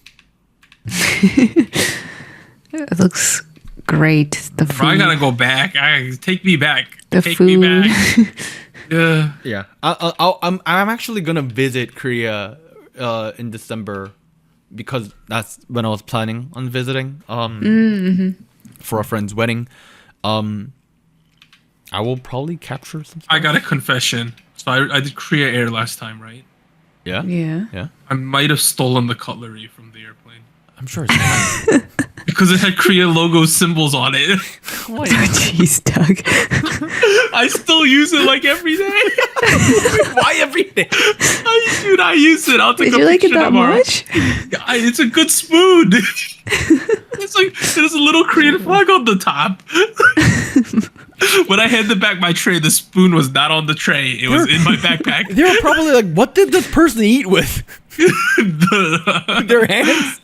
Yeah, dude. I like a culture. Yeah. But yeah, Seoul's a ton of fun. Seoul's pretty cool. It's a big city. It's a huge city. My family always stays at Plaza Hotel, which is near Gwanghwamun. Wow, that's a good place to stay. No, it's a nice hotel, dude. Yeah, it's right nice across. location. It's right across it's right across the street from this. Oh, wait, that's Wait, the why- Plaza in New York. No, type the Plaza Seoul. Type the Plaza Seoul. It's always across. It's right across the street from the city hall, and and there's underground tunnels to Myeongdong, and you can walk to Dongdaemun. Yeah, that's where I stay. You got a huge swimming pool. Look at that. Yeah, Oh, look at this bougie thing over here. it's a bougie ass hotel, dude. Oh my god. Yeah. Look at that's the view. Look at the field. That's the view from the hotel You're rooms. literally in That's the front true- of the Korean city hall. Yeah, and if you have a room in a little bit on the left side of the hotel, you could see the Sejong statue from your hotel room. Oh my god. And the blue house. Wow. And yeah. Yeah, it's right by the. Yeah, it's right by City Hall. So Right. that's where my family normally Wow. stays. God There you go. damn. And in the hotel, the crazy thing about this hotel, if you go to the basement, there's an underground walkway to Myeongdong from this hotel. But isn't Myeongdong kind of far from here? No, dude, you just walk. It's completely underground shopping like tunnel to Myeongdong. Wait, where's And you can take that, pop out of Myeongdong, and then walk to Namsan Tower. There's like a okay, way to that, get there. That makes sense. Yeah, that Wow. route makes sense. I don't know. Yeah. Here's the thing. I think Myeongdong is no. like- Look, Myeongdong's to the right of your screen. It's right there. right. It's right over here. Yeah, It's still pretty far. It's like a whole subway station length. it's completely underground. We always walked it.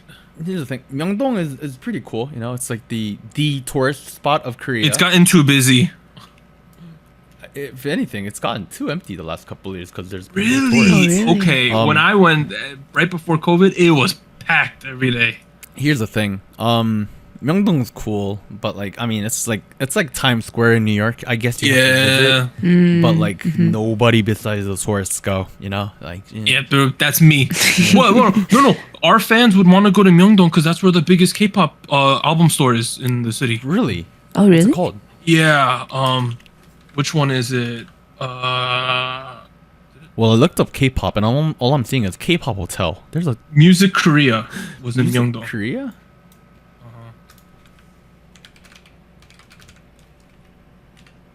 Do you mean to say Yamaha Music Korea? That's not. Oh, and also near I don't remember exactly, but I remember in Myeongdong there was one of the biggest album shops was there. I don't think this is the biggest album store in Korea. It's Well, not the biggest one, but one of the most convenient ones to get Okay. to. Yeah, it's there. Okay. It's the second and third floors of that building. okay. Well, that makes sense. But look at how empty this is. So you know, Kinda Wow, sad, yeah. food for thought. Yeah. Are we good? Yeah, I think we're. I don't know. All right. Yeah. It's cool. This has been our grand return of SojuTalk Weekly Shot at K-pop. I am Doug. I'd like to thank Warren and Anita for joining me this week. We'll see you guys next time. Bye. Bye. Bye.